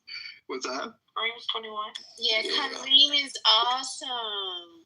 And I just want to finish with it because I do have to. I'm every night way past my bedtime, but let me finish because Kareem, you just made such a fucking brilliant point. Like, whatever success I've had in business, whatever success I've had as a father, is only possible because of the amazing queens in my life. My kid's mom, my current partner. Like, none of whatever success I've experienced in my life could ever have fucking happened without the women who have like taken the other side of the load and helped me with, like, never ever would I have gotten there. And like, I am so glad you called that out, because for us to sit up here and talk that shit all night, I'm so glad you brought that out. I am continue to be humbled by your fucking brilliance, brother. Ladies and gentlemen, I will speak to you all later. You guys have a good night. Good night. Have a good night. So, Kareem, what you were saying about your stepdaughter, do you know what I do? Because I have a 10-year-old as well. So instead of explaining to her, right, what benefits when it comes to money, I just let her explore her own mind, you know, with the explanation that I had already given her. So, for instance, she wants money, right? So one time I gave her 20 euros and I was like, you know what, double it. And if you double it, I will double it. Listen, what she did with that, I was so surprised. So she has this set of like beads, you know, where you can make like chains and bracelets. So what she did is she started making like beads and chains, right? And then when my friends and my mom would come over, she just sold it to them. Now, obviously, I don't want my guests to be pressed, you know, when they came, but I laughed at it because it was so genius. So what she did actually at the end, she proved that she understood, you know, what it is to actually double the money, because she actually doubled it. And then later on, she wants a YouTube channel, and I told her that she can't have it because she's very young. So then she sat me down, and then she's like really good in school. And then she said, so what if I create a YouTube channel, and then I'm going to be teaching stuff. I'm going to do my homework with people and let the kids watch. And then when I get older, I'm going to be having this and this many followers, and then I can actually do what I like. You know, and me giving her that freedom to explore her mind and actually support her in her ideas, obviously, if they make sense, you know, that motivates her. And then you teach your kid to become a leader and not a follower, you know, and then that becomes a state of mind, you know, how she does things, how she deals with money. If you just teach her or give it to her and make her think that it's her own responsibility. But obviously, you have to teach her the basics first. Absolutely. My mom grew me on that too. Like when it came to my car, she was like, whatever you make, I'll double. Well, not double, I'll match. She was like, so if you bring in 200, I'll put 200. If you bring 7, I'll bring 7. So I do think, I want to pass on that to, I want to bring that to her and be like, hey, when you do this business, if you can work hard and do what you're supposed to do, whatever you make in a day, I'll give you extra. I will give you the bonus, whatever else you think you want to add to your business, I will allow you to add. If you need some extra quality or you want to do this YouTube page and you need better lighting, you need certain equipment, I'll get it for you. But I'm going to make her like basically the harder you work, just know. And that's a big life lesson to install in her is that however hard you work, you're going to get that fruit from whatever you sow. Whatever seeds you plant, you water, and you stay on top of, it will grow. And so, I want to implant that in her because I want her at certain points to understand that, yes, I am going to found you. I'm going to support and I'm going to sow into you. But I also need you to water whatever seeds I plant.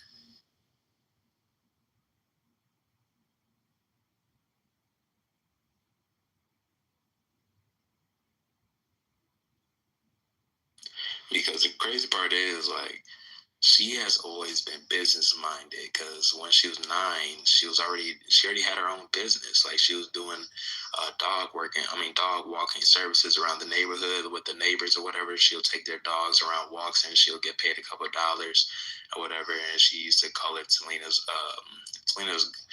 something dog, something walk. I forgot the exact at the end of the day, and they would do it probably twice a week or so. And they'll go out and walk their dogs.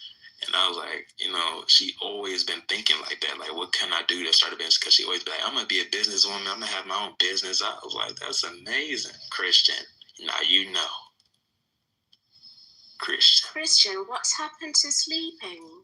What's sleeping? It is 1 o'clock in the morning, Christian. It's actually 11:45. It's 2 where I'm at. Oh, yeah. Oh, I thought it was you are. No wonder. He was like, Still. told me to go to sleep. Nigga, it's not even midnight. Nah, it's all right. What am I supposed to do with my time? Sleep? Yes, rest your mind so you can be able to, soak up and sponge up everything for tomorrow that comes. There's nothing to sponge up. You never know. You might meet someone that might be able to give you a nice little key. I don't know, man. I just love being with the 8 family. I mean, why do I gotta leave? We love you too, man. Period. I know. At least it's safe right now, Kareem. I mean, it's not crazy. True, but he got school in the morning. Listen, I stay up a lot later. Not you waited on Jeremy to leave. Uncle Chris, Uncle Chris. I made Jeremy go to bed. Tell Cora, no. Dude, Jeremy's gonna snitch on me, and if he does snitch on me, I'm genuinely going to whip his ass. Oh my goodness. No, y'all got my word. I'll literally crush his ass. No, Christian, no. You know what? No, it's happening. Because if he tells Cora, then I'm gonna get in trouble with my clubhouse mom, and I don't want my clubhouse mom getting mad at me, man. If you was gonna stay up, I wish you would have stayed up during the stuff you were just talking about. At least you would have been able to. I know, right? You what can't. Were you guys? That was what a were lot you guys to go talking over. about? That was a lot, and we went over a lot. Well, what did you guys go over? What's up, Khalid? How you doing, man? We was going over business and business strategies and And this guy told me to fucking leave. Okay, well that's just great. Well, the replays are on. People have to yeah, I was about to say you can watch back. Yeah, you got a good point. Yeah, you can always watch it back. What's wrong back? Oh, the room. Oh, right. Because they have replays. Khalid, how's life, man? How you doing? Not too bad, not too shabby. I've been, Kareem, are you using dark mode or light mode? Hold on, I gotta turn you up a little bit. What'd you say? Are you using dark mode or light mode? Dark mode or light mode? Yeah, on Clubhouse. I didn't even know that was. I didn't even know that was a mode, but my screen is dark. If that's what you're asking me. Here's the thing about light mode and dark mode. light mode helps you absorb information better than you are on dark mode. Dark mode is usually used when you're trying to settle down, which is the reason why it's primarily used. When you're trying to soak up information, light mode is better to use. But when you're trying to settle down and mellow the mind, dark mode is better to use. Right. I keep mine on dark all the time. So can anybody see me now? Refresh your page. Can anybody see me? Those that's using dark mode. It's dark now. You see me? No, I can only see the little dot to add you. Nice. Is that why you do that? So that you can be stealth? Yeah, like sometimes I can like stay in the room. You just want to mess with people's minds, make them. How do you not have a name though? How do y'all do that? Right. It's a hack. I'm on PC right now. I'm not on my phone. See, because I want to have no name. Oh my god, my coffee is so cold. It's horrible. Well, then you gotta warm up your coffee. It looked like I need to do some research on how to go invisible. Give me a sec. I'm in the car, Christian. I'm about to go into work. Oh. Oh, guys, refresh your page again. Refresh your page. Look. Nigga, oh my god. Oh no. This man. That's her on a bad day. Unhand her photo right now. Turn it. It ain't no way you just did that. We might have to take him out the room. I am so hurt. How can you do that? That is that what you see when you look at her? I'm screaming. How did you even, bro? How did you even do that? That was mad quick. Look at this guy. Look at this guy. Yo. Anybody know him?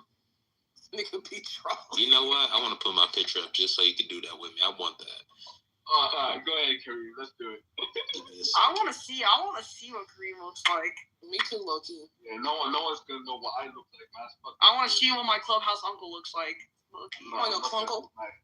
I like clubhouse uncle. Listen, I know dirtbags like me are on this app. That's why I don't want to put my picture on here. Don't call yourself a dirtbag. I look like a dumbass, so I'm never putting my photo on here. Don't put your photo on here. Please don't. Hurry up with that picture, bro. Yeah, come on, Kareem. Trying to find a picture. I don't take many pictures. I take videos. I don't know what Jeremy looks like. Come on, Kareem. Bro, Jeremy probably looks like. Jeremy probably has like leftover maple syrup on his face.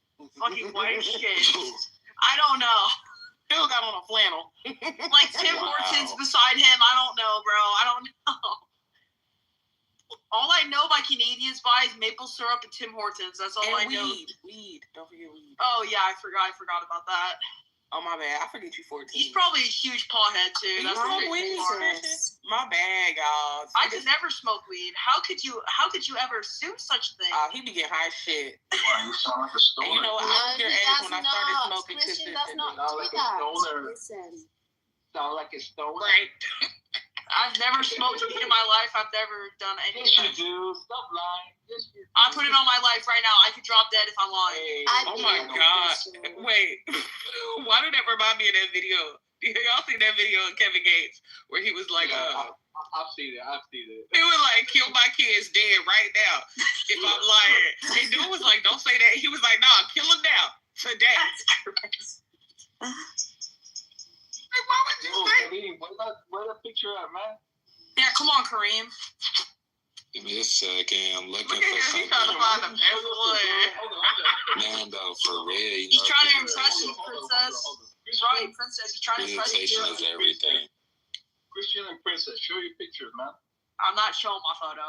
No, don't do that, Christian. Don't do that. I'll be 16 before you see that photo. I'm sorry, but That's a minor. Time to see that photo. He's 14, gang. You're talking to a 14-year-old. Right. Princess, what about you, man? Princess, Oh no, I ain't you.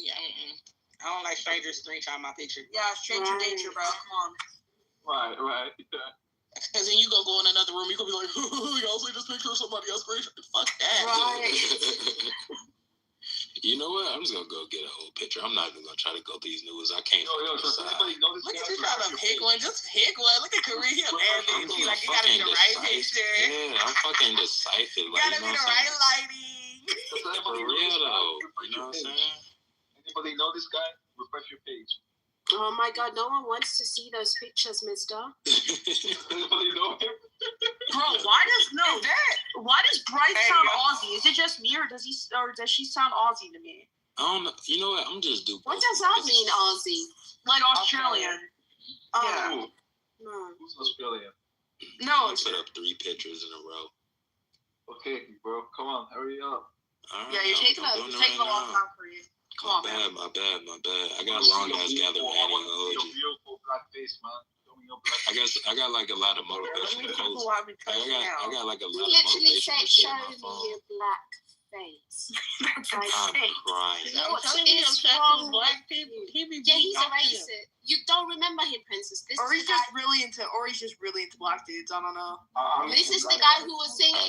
You can go ahead and refresh the page. So on the That's the first picture, and then I got 2 more that's more updated. I'm gonna start from this one. Now I'm gonna level up. Do another one. Come on. Hurry up. First, you gotta screenshot this so you can mix up my face. But you know what? I was expecting you to be a dark skin. I don't know why. He's a light skin. Whoa, I don't subscribe to light skin. I'm caramel. Okay, Jeremy. I'm literally the same as this dude, man. Okay, Jeremy. Okay, Jeremy. I'm crying. Okay, Jeremy. Change the picture, nigga. All right. What's your mouth? You know what's crazy is that this guy's probably a white dude too. Oh yeah, for sure. He's definitely a really, really white dude, just like me. He said white as fuck. Kristen, you funny as hell. You know that? I'm white as fuck. No, like I'm literally like compare my skin to like a ghost. That's literally me. Oh, but you live in California. That's crazy, Christian. All right, You now this is I'm just joking. I got a tan. Oh, okay. You go outside because you live in Cali. Yeah. I got a bit of a tan. Just a little bit. All right, go ahead and get that picture, screenshot it, and then let me know when to update it to the 3rd one. That's pretty. Do you live by the water? No, I'm inland. Oh dang. I live in NorCal. Kareem, that is not the same person. No, it is. No, he just got older. Yeah, I put Bro matured. Oh shit. I don't know. This is my clubhouse uncle. I'm cool with it. I mean, that's uncle. Yeah, I don't even know. You like all your aunties and your uncles here. Mm-hmm. You know what? I like that clunkle. You know, So when crazy people come into the room, we might have to put you out the room. Because we have a lot of crazy people here, Christian, you know? Yeah, no. I've seen a lot in my life. It's good. No. I'll be on Fortnite, so you can't surprise me. No. Okay. I saw a girl getting her head bashed into the side of a car. Oh my god. Yeah, that's how. I heard you live in the hood, Christian. Yeah, I live. I mean, it's not the hood, but it's like it's kind of like we got gang affiliation around here for sure. Yeah. He's like, yeah. Oh yeah. You funny as shit. You know that? Like we definitely would have been besties in high school. No, but literally, the craziest part is that I have like no friends. What? Yes, bro. all right, I got one more. Because you're special, Christian, you know? Yes, literally. So my clubhouse uncle is actually good looking. Of course, no Diddy, but you know what I'm saying. You good, nephew? Yeah, you cute or whatever, I guess. Damn, you been do I see you two making out, Princess and Kareem? Are we getting on? That's awesome, Spring. Yeah, right, I guess. I added him back. Come on, princess. Come on. Be nice. Come on, be nice. We cool, I guess. I guess.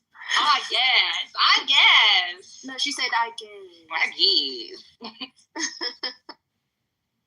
You know what? Oh, I forgot about this picture when I went to my friend dad wedding. I ain't gonna lie, I gotta show y'all the shoes. I had the lemon pepper steppers. Them shits was hard. Don't make me kick you out the room, you in the comment section. Bro said hard R. That's diabolical. He definitely obsessed with black people, though. It's either that or so many random screenshots of black people on your phone. I know. He might be part of the KKK. We don't know. He definitely beating off to pictures of black people. He probably That's his wet dream. That's his fantasy, bro. I don't know. That's his fantasy. Hey, that's your thing, my brother. See how he always altering people's pictures to make their lips bigger because he. Hey, He love it. He love it. Who is that, Kareem? that's me. No, who are you with? Oh, that's my friend. What's her dad wedding?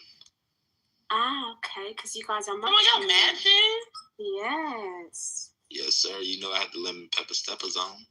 Oh my God. That's a cute I'm serious. picture. No, I'm gonna show you. I'm dead serious. I had the lemon pepper steppers on. Watch this. I'm serious. I had the fit going crazy. Y'all look at Musanga PTR. This man got my nerves. Oh my gosh, you were not lying. Musanga. Musanga, come up here. I'm crying. Yeah, go check out the lemon steppers. In the building. Yeah, go check. No. Let's go off on this dude. Come on, let's go off on this dude. No, Christian.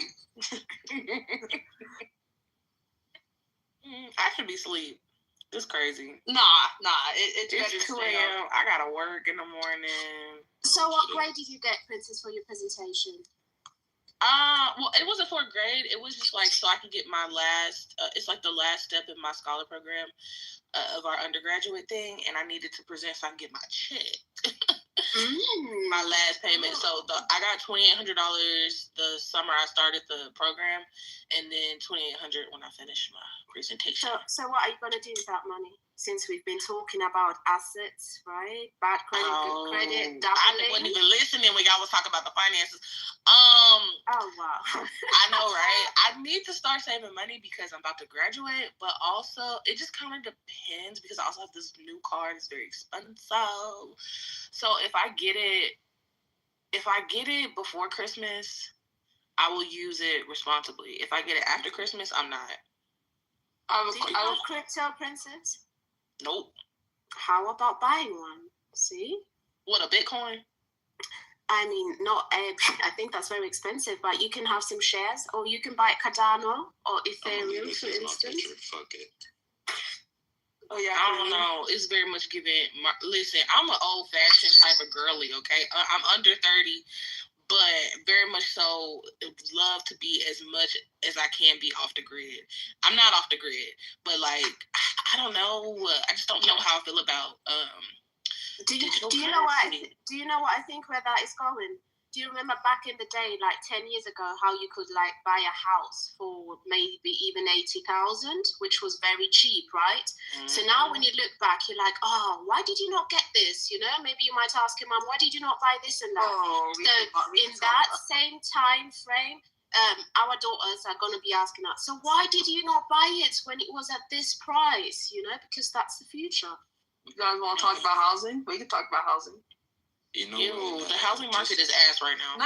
Let's talk about it in California. I'm giving y'all some information. Get ready, everybody. Put on your seatbelts. I'm buckling in. Yeah, all right. Listen. So the average cost for a house, I'm just gonna estimate probably. Let's just go with hypothetical. A 2,000 square foot house at around $500 per square foot would be $1 million. Then you have to add all the taxes and Let's just say $1.5 million. So let's just focus on that. $500 per square foot. If we compare that to a state like Georgia, they're probably around $150, which is $350 less cheaper than California. And as you know, California is very expensive. But this is just the reason why we have such a large housing crisis, is because houses are so goddamn expensive. And a lot of the people here aren't actors and Hollywood millionaires who can just afford these houses like it's easy money. No, these are middle class people like my parents who work in regular jobs. My mom's a nurse. You know, she's working 6 days a week. Like this ain't no fucking joke. And she could barely afford to rent a house just trying to raise both of us. It's like this is like insane. $500 per square foot for a house, and this is on average. And houses here just for a shack are probably $1 million. Obviously an exaggeration, but you guys get what I'm saying. It's absolutely insane. And then you ask, oh, well, why are there so many homeless? Well, because the houses are so damn expensive, and all the drugs and that are probably coming through the border and all this shit. So, you know, that's the housing market for you in California. It's just we have a lot of. So there you go. Okay, I was making sure it was working. My internet was tweaking. Yeah, but that's the California housing market for you guys. this used to be my favorite picture when I was 14. What was I, 14 or 15? Kareem distracted looking at himself. I know, right? Bro, now he going through his pictures. Man, for real, I'm going down memory lane right now, yo. Memory lane my ass. This shit. But Christian, the housing market is a lot better where I live. Like, but I'm also in one of the poorest states in the country. So you do get more house for your money here, but it's not the same. Like right now, my mom. So right when the pandemic was hitting, my mom was looking to buy another house, and was approved for like a really good amount of house, and the interest rate was really low. This was like at the beginning of the pandemic, and then immediately something happened with the housing market where all of a sudden there was no homes. Like she was looking to buy a house here in Arkansas and then also get a house in Texas. And then, like, as the housing market changed, there literally was no houses. Like, no, there was nothing to buy. And now it's like what used to be maybe a $350,000 home is a $500,000 home. Yeah, it's definitely a seller's market right now. Listen, the first apartment I bought in Kenya was for 5,000 euros. Can you imagine? Wow. Wait, the whole thing? Yeah, a 2-bedroom for 5,000 euros. Can you imagine? That's nothing. That's peanuts. And you owned it outright? I'm not gonna lie, Kenya. What do you mean? No, I own it, as in I bought it. Oh, that's all it cost? Yeah, but that's about 8 years ago. Yeah. Girl. Oh my God. Yeah, but that's only because, you know, my grandparents from my mom's side, they're into like buying houses, owning stuff. So he did exactly the same with me, you know. So the first apartment he gave to me, he gave me the keys and he told me double it. So it's a state of mind that you grow up with, you know. See, I love that, man. I love when people teach that shit. Cause like, growing up, I did not learn any of this kind of stuff. I had to like just go out off my own desire and figure it out. But that shit is amazing. I love seeing people do this shit. Come on, she said she owns property in other countries. Quit playing with her. Well, I am from Kenya, and to be quite fair, obviously, you know, like changing euros into shillings, you know, you have a better start. That's just the honest truth. You know, like if you invest in a project, let's say you want to build, like right now I'm building like 4 bed-sitters and 2 apartments, and until now I've only invested like 12,000 euros. It's not done as yet, but you can see that would have never been imaginable in Germany. You know, there's no way you're going to build such a thing and only invest till now 15 grand, and I only have like the rooftop to do. So obviously, and that will change as well in Kenya, you know. Things are going to get more expensive. So my kids are maybe going to ask me, Mom, why did you not do more, you know? So the same thing I'm seeing with crypto right now. I think all of us should start buying in because that is where the money is right now. Yo, I don't know nothing about it. I sound like I have a lot. I don't even have a lot of that, you know, but I remember. Like, I just don't know anything about it, and I feel like anytime I hear people talking about like investing or crypto specifically, it's like it's like they're speaking another language because I don't even have a basic foundation understanding. You know what I mean? Like, and I think that's my biggest pitfall. And then I've always been the type of person that gets on things late. Like if there's a new artist that's out and everybody's obsessed with them, that annoys me, and I'm like, I don't listen to their shit. And then a year and a half to 2 years later, when they're on their 3rd album, I'm like, okay, I'm gonna go listen to them, and then they be fine. Like I don't know why I'm like this. I really don't. I think a good place for you to start is self-custody. I think that's the best place for anyone. You said what? I said, I think the best place for to start, especially when you're dealing with investment, is self-custody. Because just simply downloading Bitcoin or downloading crypto or downloading XRP or downloading Save Wallet or Trust Wallet or any of these different apps, which I have all of them, it's easy to go in there and just put your money in there. But all you're doing is just like a bank. You're putting your money into something that's not exactly stable. It's not guaranteed that you even get what you put in back. They can even collapse after you just put in your money. You get collapsed a couple of seconds later and all your money's gone.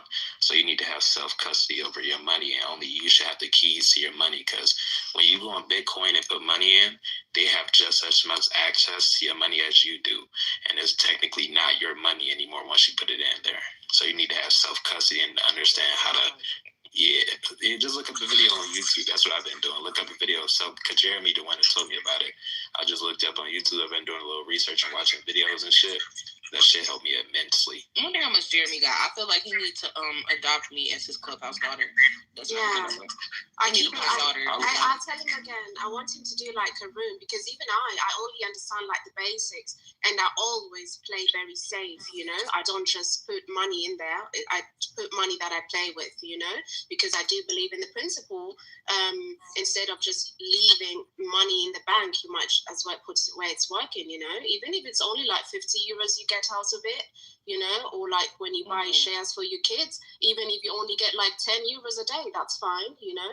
So, but the thing is, even I myself, I don't understand it to depth about this crypto thing. So I would love for Jeremy to do that. But to be quite honest, it's just laziness, you know, because if you want to, the information is all over the internet. You just have to sit down and get it. And I would suggest that you make 2 accounts, if not more, if you want. But at minimum, I would say 2. One is for your current, right? For when it start building up and you need the money at that year or whatever. And one account that you just forget about completely. That could something, it don't matter if you passing it down to your daughter for later when she's older. You already been building her account since now to when she's around your age or whatever. She's able to have access to that. And you never know how much might be in there for her, you know what I'm saying? So having that started for her early as y'all backup plan, but having one thing that you can use now, because I know a lot of people, when they put investments in, they see a couple thousand build up and they just urge to take it out. And I understand it, but that's why you should have 2 accounts, one that you forget about and don't even touch, and then one that you can use for whatever you need to. But I suggest 2 accounts because I have about 4 accounts on like a couple of them. I have like 3 accounts, Trust Wallet. Let me see let me go look at my finance thing. Let's see, I got Coinbase, I got 2 accounts. Crypto, I got 1. Robinhood, 2. Trust Wallet, 1. And then as far as my Uphold and my other wallet, it's like all the stocks in there are down, so I'm not even gonna count that shit. You got a life insurance policy? No, I'm. Or is that a personal question? I don't know how. No. No, I'm pretty. You good? I'm open about everything. No, not yet. I'm planning on getting one though. It's very important that I have a good life insurance policy though. A very good one. That's very important because I never know when my time might come. I don't want to leave them in debt. So I got a question for you guys, and I put the question in chat. But what's the difference between right and wrong and truth and a false? And I know the answer to this, but I want to get your guys' opinion because a lot of people haven't really answered this, and I want to see other people's opinions. I would say right and wrong is subjective, whereas whether or not something is true or false is objective. Either it's true or it's not. This is how I see it. By definition, saying something is right and wrong is an opinion. It is something that you say. It is not backed up by facts. It is an opinion, right? And this is what I explain to people. When something is true or false, it is a fact. It is backed up by evidence. It is true. It is false. So that's how it is by definition. And I haven't had a lot of people answer this question, but I'm just trying to see what other people's opinions are because a lot of people think, well, that would be the same, right? Saying something is right is true, saying that something is false is wrong. Well, no, it's not. It's 2 completely entire different things that people misconstrued. And I think people need to see that because everybody's like, oh, well, that's right. And, oh, that's wrong. But it's only just opinion at the end of the day. It can be contradicted. So that's how I view it. Agreed, nephew. Agreed.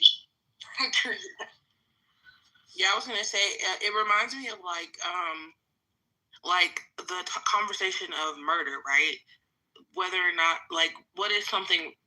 whether or not when you kill a person, is it right or wrong? So it's like if a person premeditates and decides like, hey, I'm going to kill this person just because I don't like them or whatever, that's wrong. But if you kill somebody because they tried to kill you first, that's okay. Or, like in war, it's like, I don't know.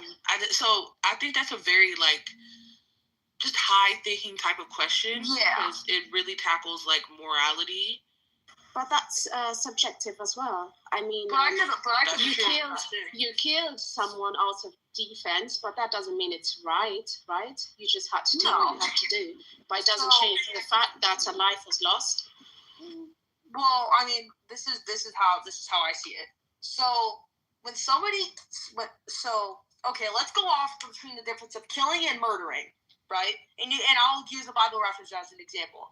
When they translate the when they say in the English Bible, they say "Thou shalt not kill." That is not correct. When you look in the actual Hebrew translation, it actually is "Thou shalt not murder," and there's a reason for this.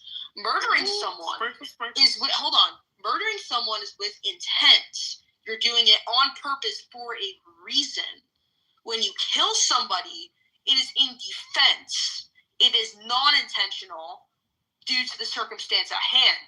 So those are the difference between the two.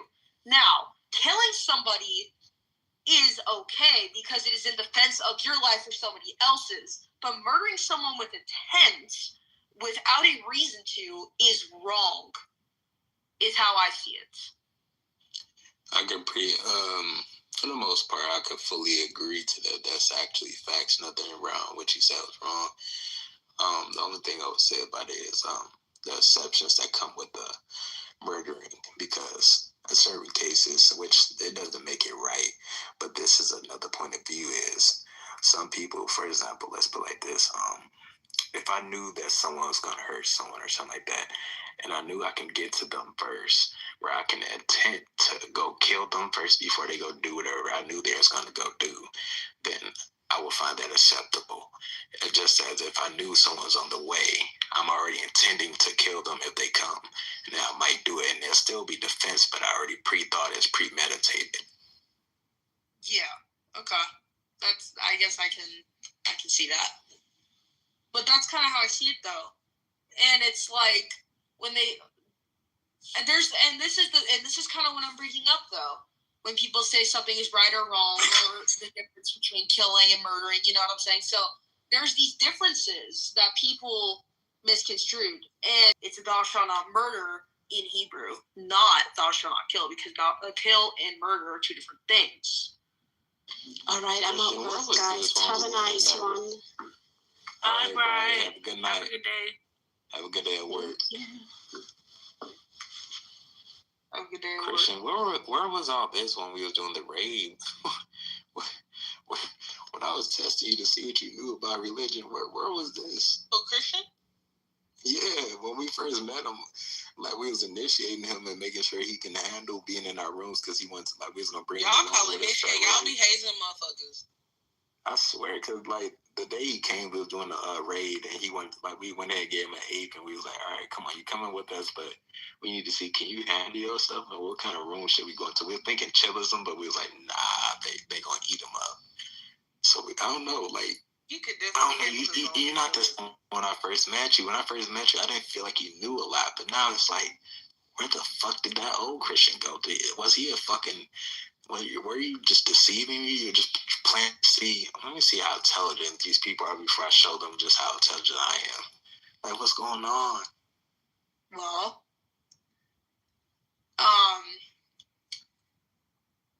here's another thing that I can say. This isn't relevant, but then I'll answer that. When you give a man a fish, he eats for the day. When you teach a man how to fish, he eats for a lifetime. That's another thing that you can use, because it's very simple logic. It's, if you give a man a fish, he eats for the day, right? Which is completely reasonable. But when you teach them to do that, then they're able to eat for the rest of their life. So, to put it into simpler terms, what this teaches is that learning how to do it yourself is better than trying to receive it from other people. And then that's just something I just want to say, just out of random. To respond to Kareem's question, I don't know. I guess I wasn't releasing everything yet. I was just waiting. I don't know. I don't really know, man. I fuck with it. You was holding back and just to surprise us. I fuck with it. I don't know. I don't know. I don't know. When I'm able to get the opportunity to speak like this, then you guys get to see what I know. Man, Christian, you gonna have a lot of grown men and women on this app jealous as hell. Well, I'm certainly not intelligent at all. I can say that.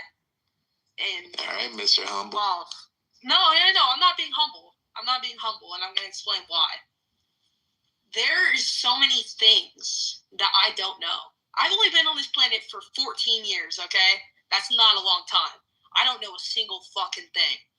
And to say that I'm intelligent is beyond a lie. That is... But knowledge and intelligence aren't the same thing, Buki. That is true. But let me continue my point. You have a lot to learn in the world, but you're very intelligent. Yeah, and you're comparing the knowledge of the world to your wisdom. Your wisdom far superiors. And even, I know some grown people, I know people around my age that do not know half and cannot even compete with you in the conversation even halfway.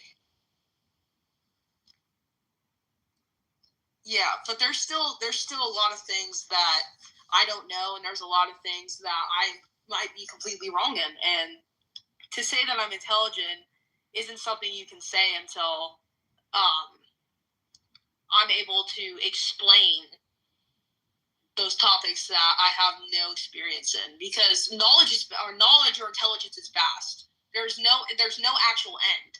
It just keeps and keeps on and going. It's not something that's limited. So we never truly have unlimited,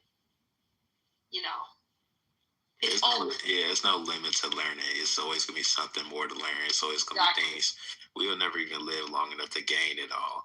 But man, what I say, I can tell you my nephew, because just like it's been a couple times, even today we were talking about it.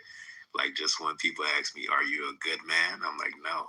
They're like, "No, you don't believe you're a good man?" I'm like, "No, I don't have the fullness of it. I don't have the full capacity of understanding, nor that I have the perfections in certain areas, or even good in certain areas, in my opinion, because I know there's so much more. But it's always going to be more. You got to appreciate what you have, and you're very intelligent for where you are. Of course, there's always going to be more and more, and that's forever going to be the case. So if we're going to use that, I mean, you'll never be that intelligent thing, because there's always going to be more. So you are intelligent. Even the fact you acknowledge that shows that you have intelligence. I hate to acknowledge it, because when you say that you're intelligent, there's always people who are going to do and say things that will disprove your point of intelligence or knowledge, if we want to be more specific. And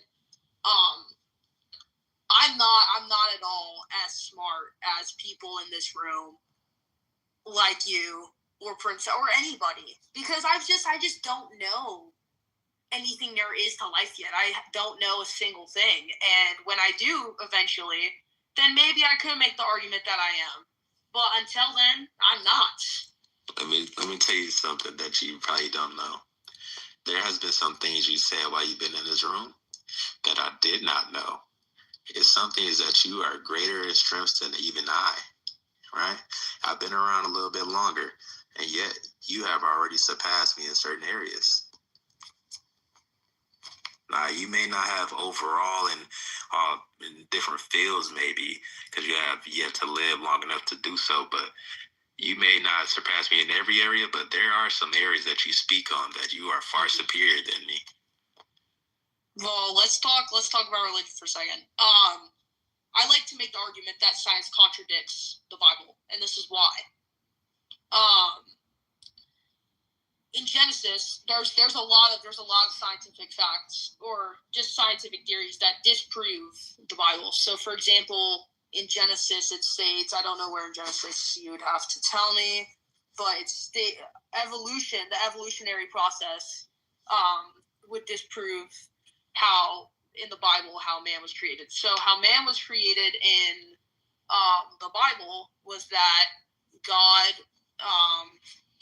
Here, I would have to read. Sorry, guys. Let's see.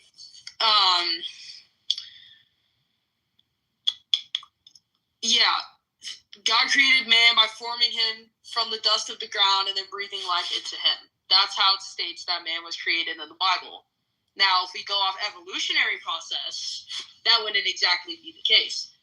Another way that science contradicts the Bible in Genesis is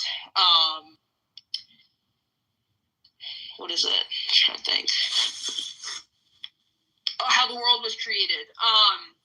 They say that the earth was created in science by, I'm sorry guys, I'm forgetting all this. I think, yeah, it was by gas and dust particles from a cloud left from a supernova and then clump together and then form the planet as we know as Earth.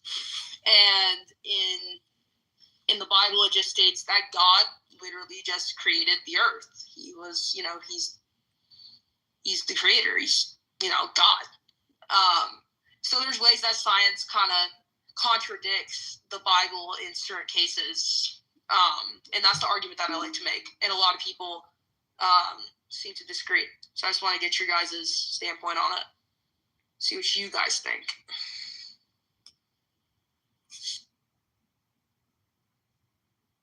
I think that's always been kind of the big question, and kind of comes down to like which evidence you go by, like on the evolutionary thing, like how much is science telling you the truth, And like, I'm not saying that I don't believe in God. I most certainly do. I'm Christian, but I like to think of it from other viewpoints and standpoints, because there is things in science that would say, oh, well, in a way, this could be contradicted to the Bible, or that science could contradict the Bible. Not at all. You know why I follow the Bible mostly is because I want something to plainly state, like, where do my morals come from? Like, where do I lean on to when there's hard questions, or like I'm at my last whim, like where do I learn? Do I lean towards sowing discord and giving up, or do I lean towards love, which is like, that's the answer. So that's where I read. Yeah, you know what? And I really like that you said that, Christian, because that's something I also believe in. No matter where I stand, I listen to the opposition.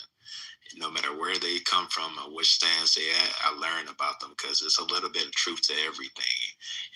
Even if not the whole sum of the idea, certain parts of it you can actually consider and take from it.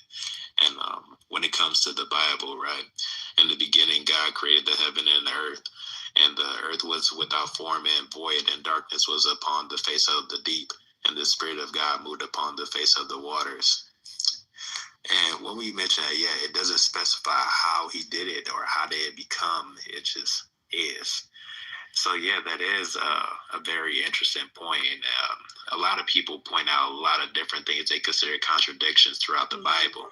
There's a lot of places they'll call it inconsistent. And I could definitely see where science is literally there. They celebrate being disproven. And these things are, they leave them questions where it's like, damn, what is the answer to this? And, when it comes to the Bible, it's really hard to get these direct answers unless you really have that solid source to go to. And a lot of us only have really books and people to go to. Which is me, really, because I'm not too much on the spiritual side. I'm really more of a logical person. Yeah. This is how I see it, is that people who don't base their life on only facts are able to believe in something like the Bible, because people who don't base their fact on truth, on true facts all the time, are able to believe in such thing as the Bible, because the Bible, or the religion of Christianity or whatever, is based on belief. It's not based on facts. So, people who don't base their life on only facts are able to believe in such a thing like the Bible. Christian, I'd like to agree with you on that too. Like the premise of it is about faith. You know, that's salvation. Yeah. Salvation is like the point, right? Like where you're gonna go after you die. Like you're good. You know, so like I have a one tattoo on my body, and it's Proverbs 3:5. It's around my arm because it's trust in the Lord with all thine heart, not into my own understanding. Because although I may think that I'm intellectual and versed and wise and all that, I still don't know everything. And there's times where I've had to lean on something bigger than myself without understanding why.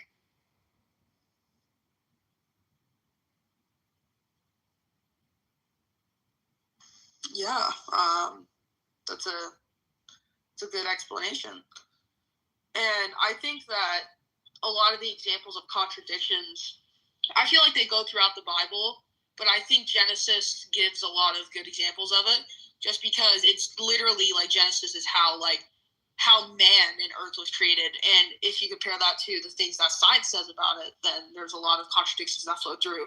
So I mean, if you ever do get into an argument that, then you can bring up Genesis. A question for you guys too is that, let's see, I gotta look.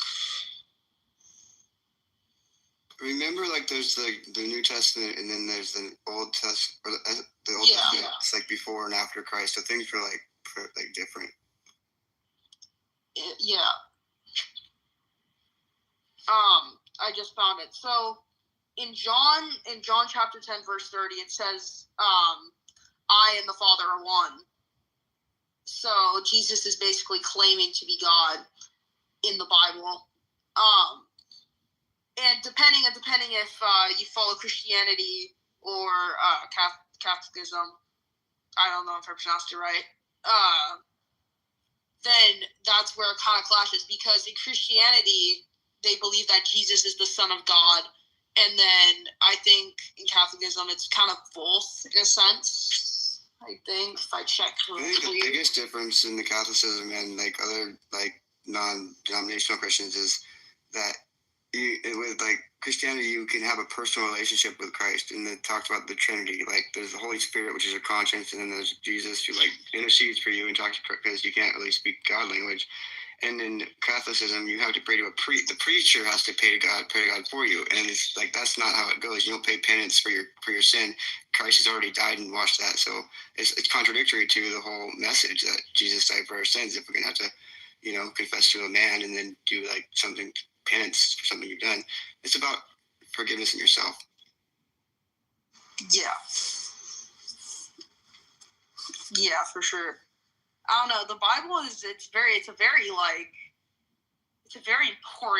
It's a book of importance because of the religious values that it holds. It's important because of how important it is to religion. So there's a lot of arguments and stuff that goes into it, which I always find interesting and always love to learn about. I have a family. My whole family doesn't go. Nobody goes to church or anything. They don't read the Bible. In fact, like my mom and stuff, they like talk against it, like fervently, and I'm like, it drives me nuts because it's not easy, man, to have faith in something, that's better than what we have, and I don't know. I'm struggling with it because I know nobody in my family agrees with me or nothing such.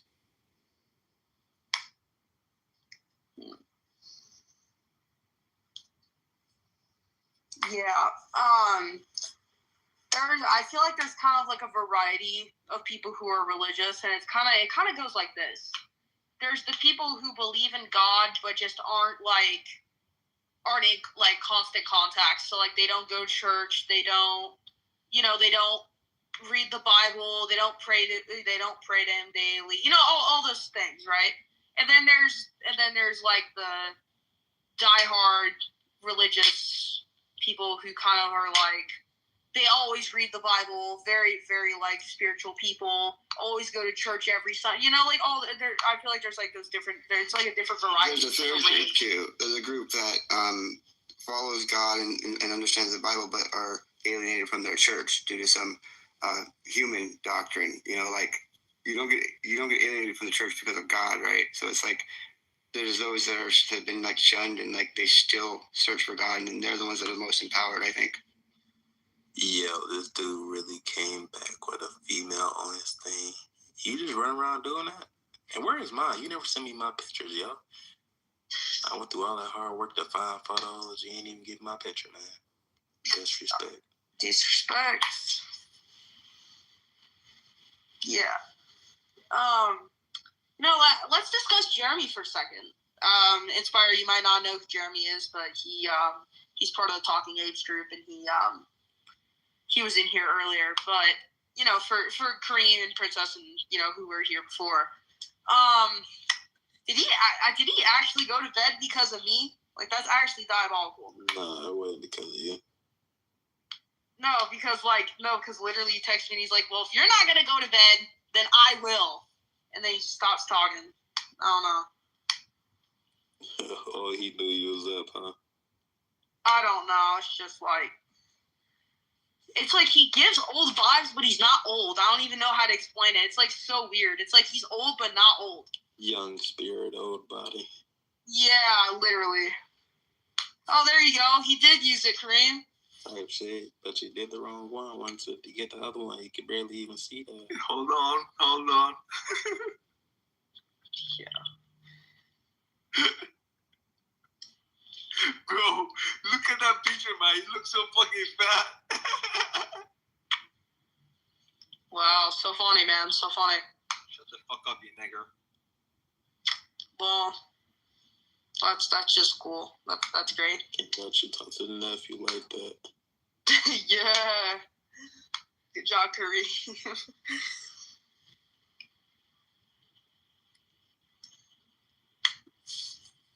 Yeah, but the craziest thing is that it doesn't really. I mean, it only offends me because I have black family. That's the only reason why it offends me. But aside from that, I could really care less. Yeah, this is a word device. You got like. Yeah, my dad's side is his mom is white and his dad is black. He's light skinned. My mom's side is all black. And Inspire, just to let you know, since you weren't here, just disclaimer, I am 14, so just know that when you're in here. Doesn't have to limit you, but I just want you to know because some people aren't comfortable. But who is your parents in here? No. You're not legally supposed to use the app if you're under 21. Oh, no, that's not true. If you look at TOS, it actually states that's for 13 and older. Oh, don't touch some he read policies, my nigga. I don't read policies. That's just how it is. That's just how it goes.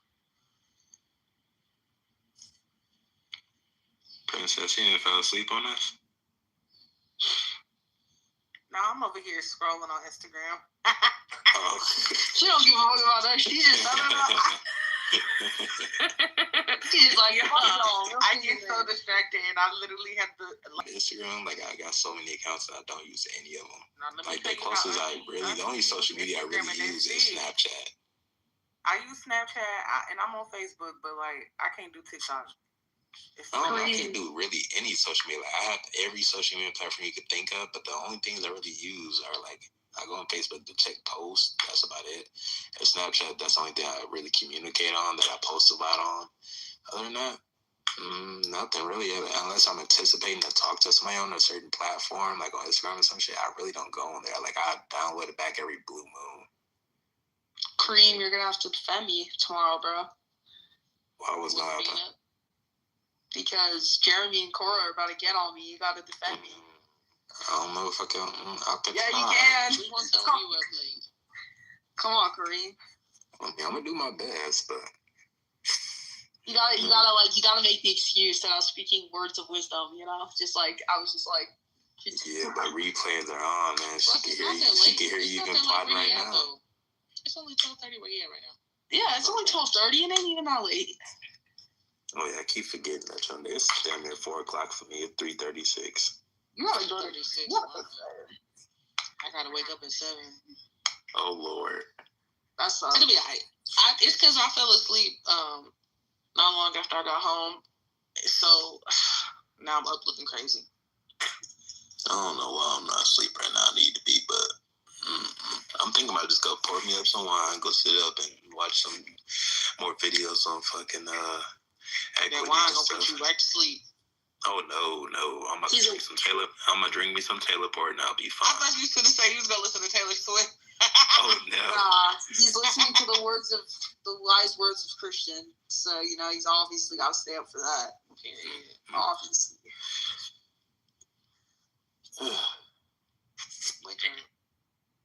Yeah, wake up, bro. Come on, Uncle. Oh no, I'm not even going to sleep. No time soon. And see, I got an Adderall, so I'm like, listen. I have one singular Adderall if I just really need it tomorrow. Yeah, I'm up for a while. Like, right now, I'm literally just sitting here laying down, just researching some stuff while I just sit here. I'm thinking about a glass of wine, but I don't want to get up. I'm comfortable. Sorry about that. Oh, I just wanted to say... Oh, hey, how's it going? I just wanted to make a quick comment. I appreciate that Christian, being as young as she is, or I don't mean to misgender you, whatever, but for looking towards, investigating the Bible and just exploring your spirituality. I just give you props for that because I don't think enough kids do that. That's all I wanted to say. Yeah, very, very old soul, man. You gotta be like 110 or so. I don't know, but I'm just a youngin'. You're not really even that far from me, man. I'm telling you, you're gonna be a beast. That's what I like to hope. I'm just excited for the little things, bro. Like, honestly, like I got wrestling coming up. I'm just happy for the little things.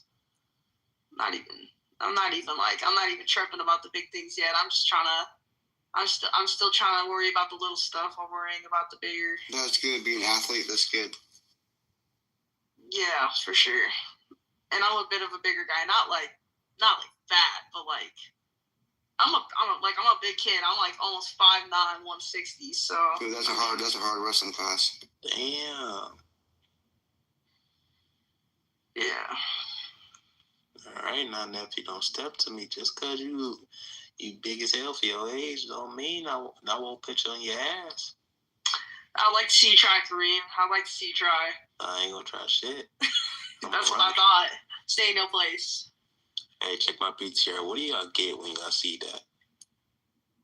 I'll tell you what I can get from it after.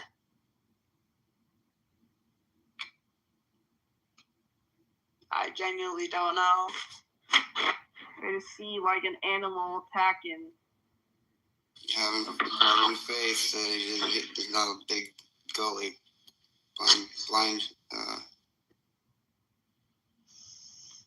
Very interesting. So, what I see when I look at this, right? I think of anger. I think that people that act out of anger, they don't realize when you operate out of anger and the choices, the decisions you make and the actions you take, they cannot be undone.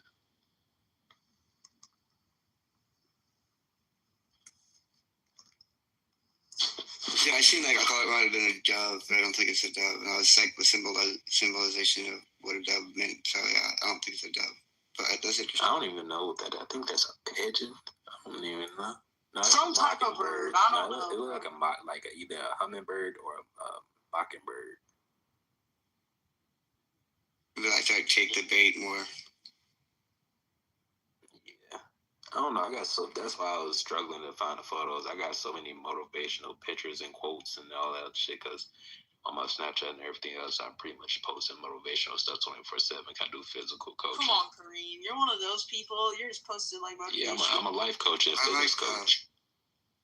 I mean, it's cool. It's cool for sure. Inspired because I was on the topic of the Bible. One verse that I like is Isaiah. Chapter 41, verse 10. Fear not, for I am with you. Be not dismayed, for I am your God. I will strengthen you. I will help you. I will uphold you with my righteous right hand. It's Isaiah chapter 41, verse 10. I like that one. Yeah, that's a good one. Yeah, it is. Yeah, that was a really good one. Yeah. I like a lot of them, like a lot of the small ones that I can memorize. You know, I can tell people, like Proverbs 15:1. Mm-hmm. The soft answer decreaseth wrath, while harsh words stir up anger. I don't know why I'm on some ADHD shit. I want to go outside and go for a jog. Yeah, definitely don't fight that one.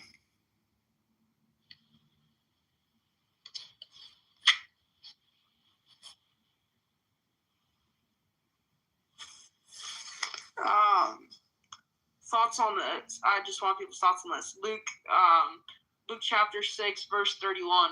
Do to others as you would have them do to you. What are your guys' thoughts on that? Do unto others what you would have had them done unto you. Do unto others as what you would have them done unto you. Well, you said Luke what? I said it's Luke chapter 6, verse 31. Do to others as you would have them do to you. I just want your guys' thoughts on that. Yeah, I think so. Like for instance, when I approach people in conversation on Clubhouse, just for instance, you know, I'd approach them as the way that I would like to be approached. I wouldn't want to hurt anybody. So don't like step out of character and be an asshole with somebody, because really it's just hurting your soul, and that's not really how you want to react.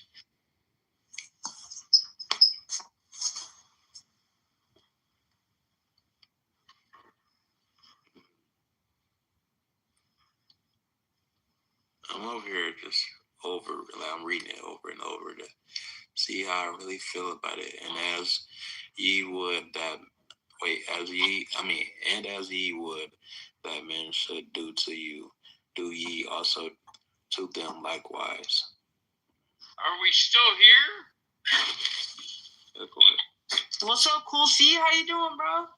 Not much. I'm in the place to be on the MIC, traveling down 81, exit 264, Virginia.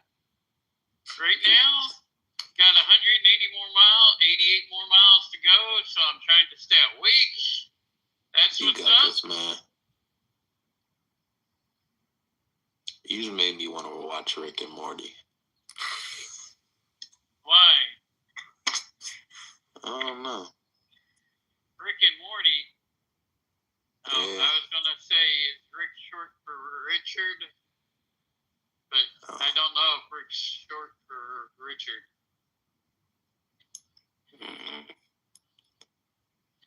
So what's going on here lately? Not much. What are we talking about? Startups or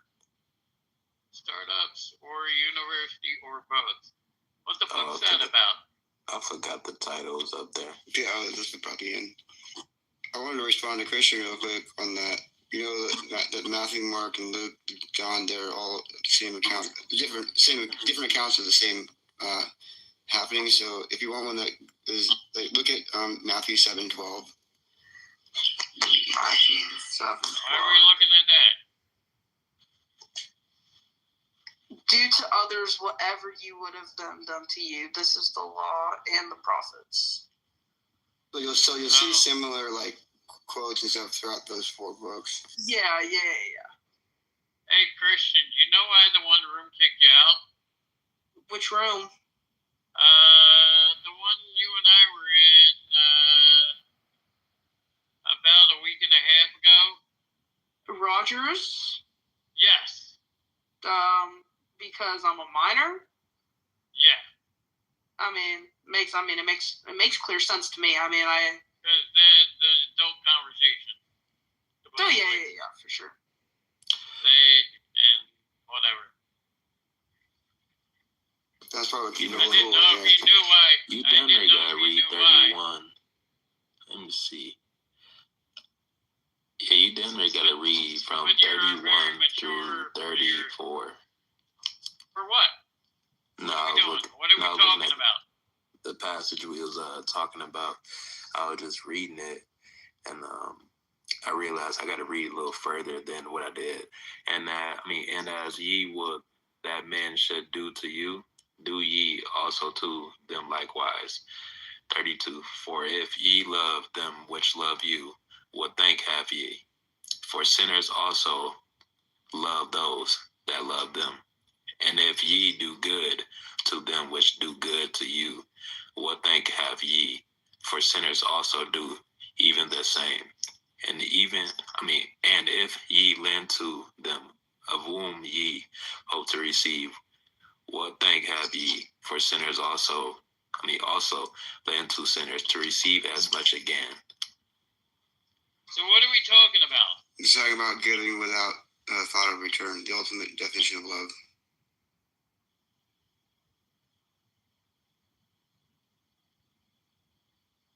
Inspires to answer your question. You know what? I'm gonna switch from King James Version to NIV. King James is best, bro. It's the least. So what are we discussing in the Bible for? What are we discussing about? We're just reading different passages, seeing what we think about it. Yeah. What we take from it. What if people think it's not right? Well, that was something I was discussing earlier. Let me explain. So I was saying that I was comparing science to the Bible because I said, well, the science in some cases contradicts the Bible, specifically in Genesis, how the earth was created and how man was created. Because science in the Bible has two different says in how man and earth was created. So yeah, science is not always fact. I think the Bible's more accurate, I believe, but science I understand to a degree. I think evolution isn't exactly what we think, but there is a difference in humans throughout history. Early humans, the Homo sapien, the Homo crustan, the Homo whatever erectus. I get that. I get we were transformed, but there's also the Anunnaki. There's a movie coming out this coming year called The Anunnaki. 69 million light years from now, or 67 million light years away, they came to Earth, helped create the humans through Thor, through the Nil. Not Thor. I can't even think right now. But they helped create it, and their sister helped create the human as we know it through DNA. They put the God gene in them, human beings, through gene number 2 or whatever.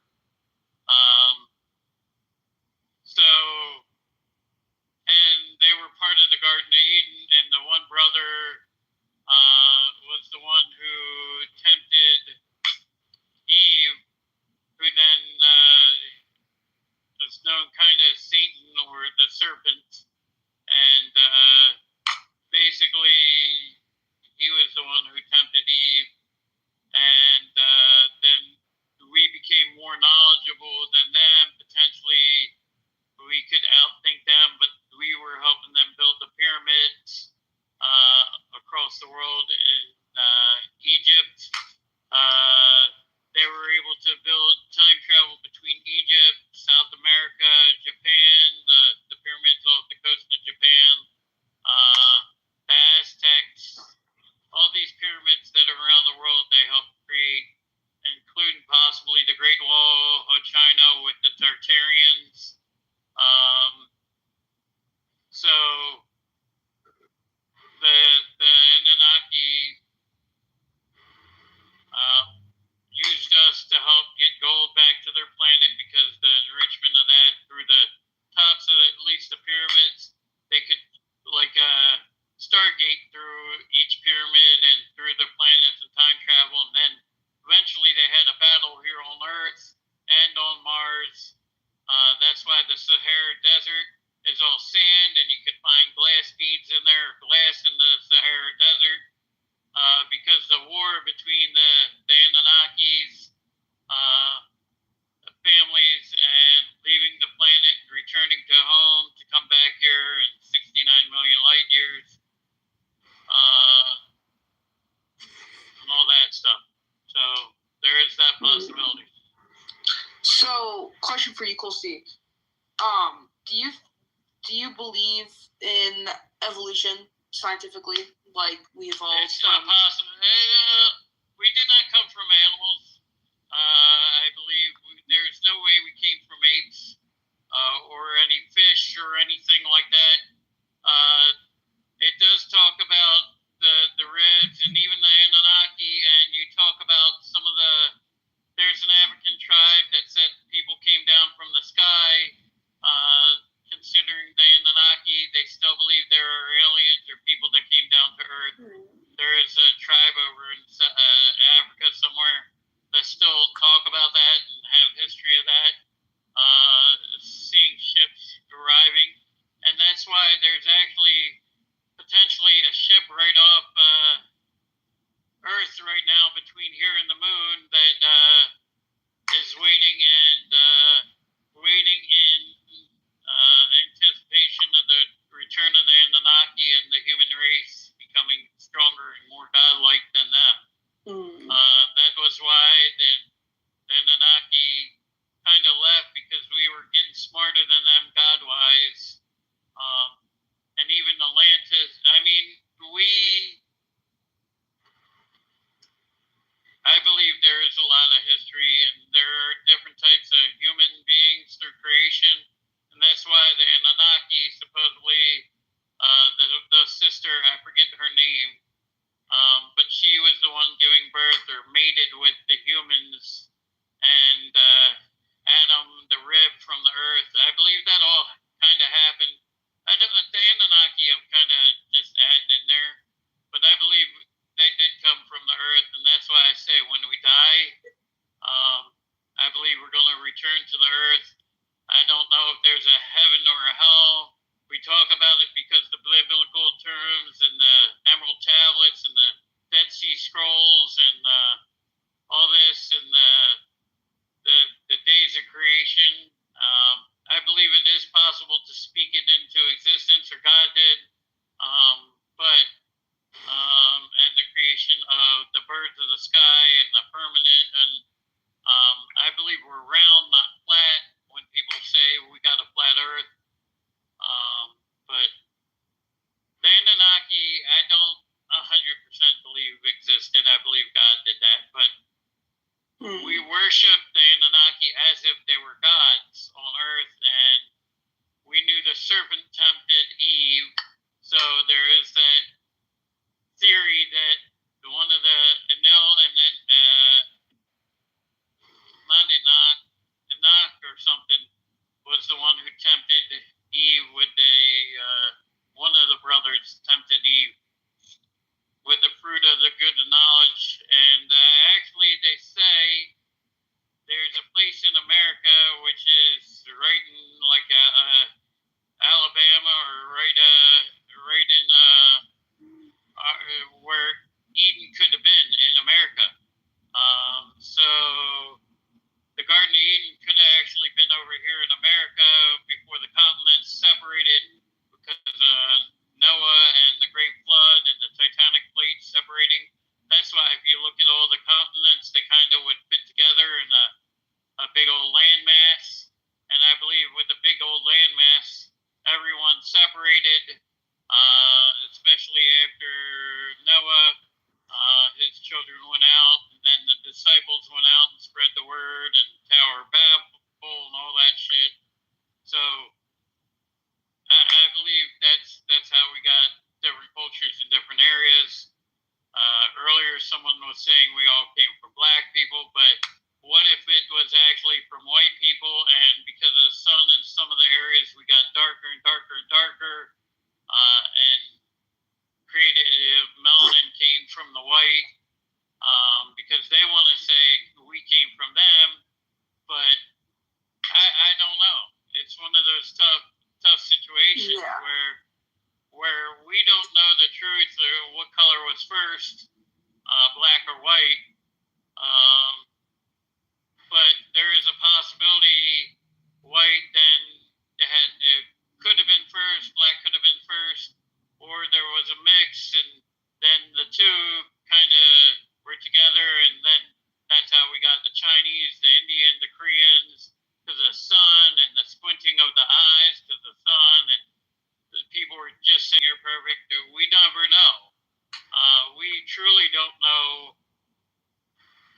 true history or true origins. We have theories. We have theories on how old the Earth is. Some of the dynasties in China go back 12,000 BC, maybe a little further. But the biblical aspect, we could be 6,000 to 10,000 years old, the Earth, maybe 12,000. Well,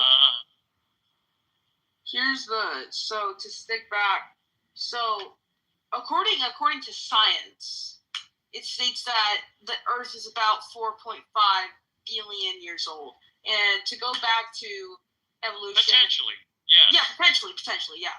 And to go back to the Bible and all that, there's two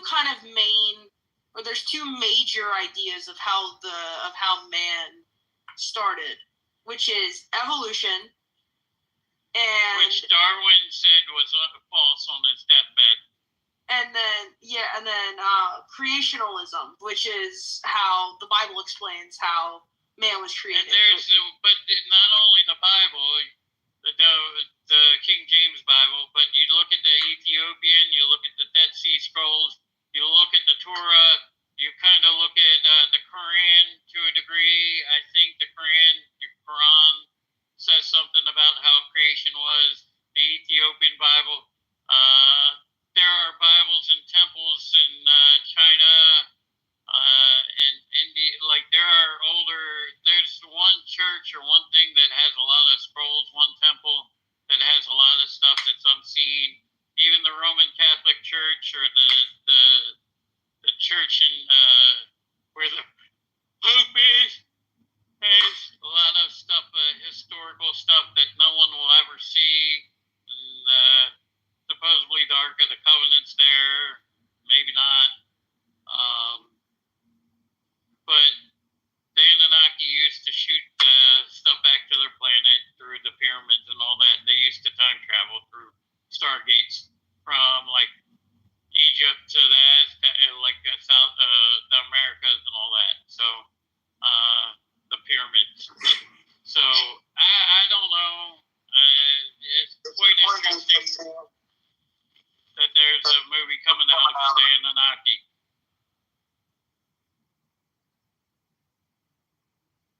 But yeah, creationism is, I think, more believable. But it is what it is. Mm-hmm. And I think that the argument of evolution and creationalism, and how the Earth was created is forever kind of going to be an argument between science and the Bible. And the Bible. So, yeah, but to go off that topic, is there anything you want to discuss, or does anybody else want to discuss something? I mean, it's quite interesting. I mean, we as humans have come a far distance. And actually, if you don't know this, I don't know how far you know in history, but in the 1800s, there were actually electric cars in the 1800s, all the way up to about 1930. There were electric cars. The taxis actually, the electric taxis were actually, they would pull into like a fueling station, like a gas station, but all they would do is replace like 10 batteries on that car, and it would travel around and deliver them, and they would actually plug into the streets over in Europe. So they had electric scooters back then. We're repeating history. So I think there's a lot of repetitiveness in history, at least since the 1800s. Before then, I think there was a lot of repetitiveness and other stuff. Tools were designed back then and stuff, but I don't know. I think you'll see stuff that was hidden, and if you look at the World Fairs, Tartarian, and if you look at some of the old stuff, they tried to erase the World Fairs because at the one they had a walkway that was electric and would take you all the way around the World Fair. You get on this monorail, walking monorail, and it would just carry you along to the other part. And they were buildings in the World Fair were from Tartaria, and they actually tore them down right after the World Fairs. So, and if you ever look at, like, we had the Hindenburg or the Goodyear blimp, there were actually blimps like that would actually go around, like the Eiffel Tower, the top of that, and like the Roman Catholic Church and all these buildings used to generate electricity, and they would charge those balloons off of that. And Tesla was on the right track, I think, with the energy he was creating, and he may have even had time travel there, because they say the Trumps in their early history, one of them, Barron Trump, the son of Donald Trump, potentially, that's where they got the Barron Trump from. But they say over time that Trump's family actually was told to go in and get Tesla stuff, but that was after the government seized a bunch of it. But Trump family was kind of close to Tesla and then all this stuff. And there's a lot of history that the government hid from us, I think. The U.S. government. Yeah. So one more question for you, then I'm gonna hit the hay. But let's talk about language, though, because they've estimated that language started 100,000 to 200,000 years ago with the Homo sapiens, when they evolved the capacity for complex communication, with most evidence of it coming towards its origins in Africa. But we actually don't know. So there's no definitive answer, but I want to know, when do you think language became something? And one of the evidence is that with the cave paintings, they think that the cognitive skills used for that could in turn be used for communication also. So the emerald tablets go back to creation. Ben what's his name, Crosby? Or there's someone who's talks about them, the emerald tablets. They go back. Hieroglyphics were a form of writing, and then even I guess the cave dwellings. And if you don't know, potentially the Grand Canyon here in America was actually mined for gold at one point. And then in the Grand Canyon, there's actually tunnels and ancient hieroglyphics here that kind of match Egyptian hieroglyphics. So language, I think, started back 10, 12,000 years ago, according to, well, I think if we look at the Bible at that time, there was language. They may have been after the Garden of Eden in caves or whatever, or on the land. So there was always an interpretation of language in the Egyptian Bible. Came after that, the Dead Sea Scrolls and the Torah. So I believe the early writings probably dated around 4,000, 10,000 BC. But I don't know what exact language they spoke. Maybe Arabic, maybe Sumerian, maybe a mix of both, maybe Greek. Because we talk about the Vikings, we talk about all this ancient history in our time that we kind of know about. The Chinese dynasties go about 10, 12,000 BC. So there's belief that Chinese dynasties go that far.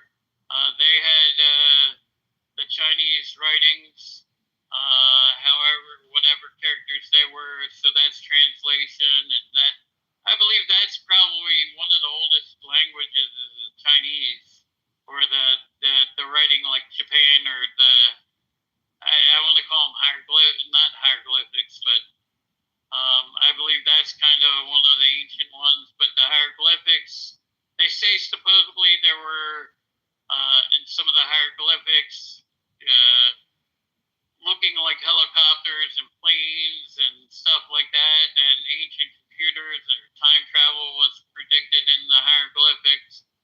So it's definitely interesting. I can't say for sure, but I believe language has been around as long as human life has been on the planet. Because I don't believe they all did, and the sounds, and they had to know what the birds were. They had to know what the goats were. They had to know whatever the woolly mammoths are to stay away from the saber tooth or this bear that this one guy was talking about earlier, a 5'4" bear with the short nose. So I think they knew of animals, they knew of this, and they talked of it or wrote of it. And it was a spoken language of some sort, maybe not to the dialect we know, but that's where potentially the Tower of Babel was. Everybody came together, and then we were split up from there, and that's where all these eventual languages came from. And according to the Bible, I believe the disciples went out and taught the world the language of everything through Noah, like after history. I believe the flood was kind of real because that would explain how the continents were separated. If you look at them, you could see that the continents kind of fit together from Italy to South Africa to South America, or to Africa to America, Australia even connected. So I believe it was one big landmass, and that's how people may have separated, and why we say the Choctaw Indians and whatever were in America and South America and all this. So I believe the Great Flood. So Noah's kids spread the word of spread the population again, and then the Bible talks about it after Jesus has died, and his disciples went out and spread the word, and they went to all different parts of the world. So, like Hindu, so we got Christianity, we got Hindu, we got Buddhist, we got all these languages. So in reality, there could be one God, but because of each of the disciples went out, we don't know, like when they went into the regions they did, the people may have believed Buddha, Muhammad came after, but Buddha, Hindu, like the Hindus and all that, those all gods might have been the same God, because the disciples went out and spread the word of the people in the local language. So that may be how we get Christianity, Hindu, Buddhism. Catholic, I think Catholic came way after that to a degree, because that's just what I believe. Christian left. Oh well. I spoke too much. And I'm a talking ape.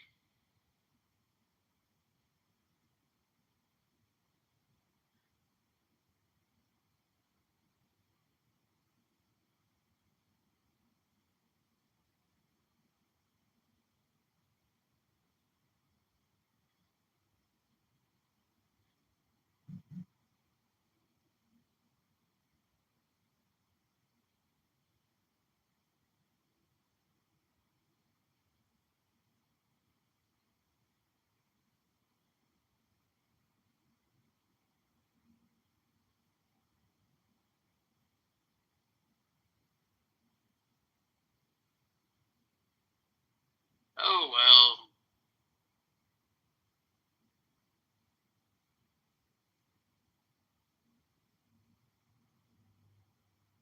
The chicken coop is behind me.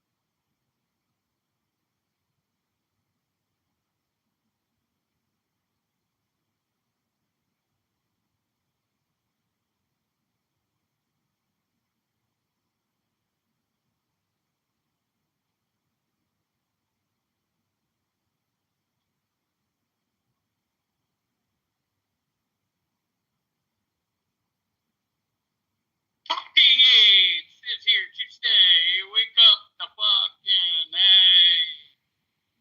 Sorry.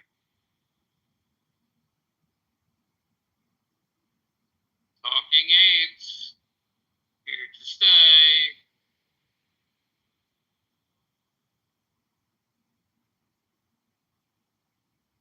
It's a test.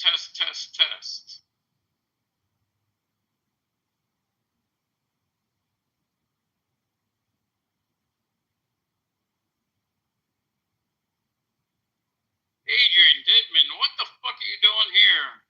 Recording nothingness for once in your fucking life? No one's talking, man. You recording us without anything going on, Mr. Dittman?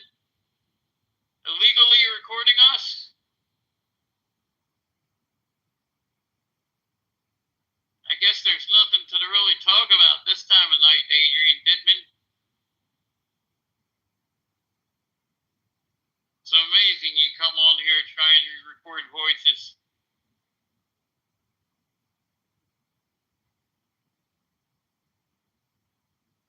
Then you go put it on your YouTube channel, and technically people are able to get it off of there by searching their name and potentially getting you banned eventually, hopefully.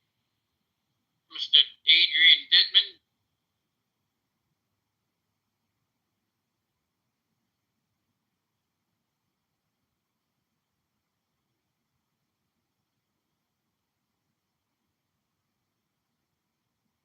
Sitting in the audience, playing around with your hokey pokey.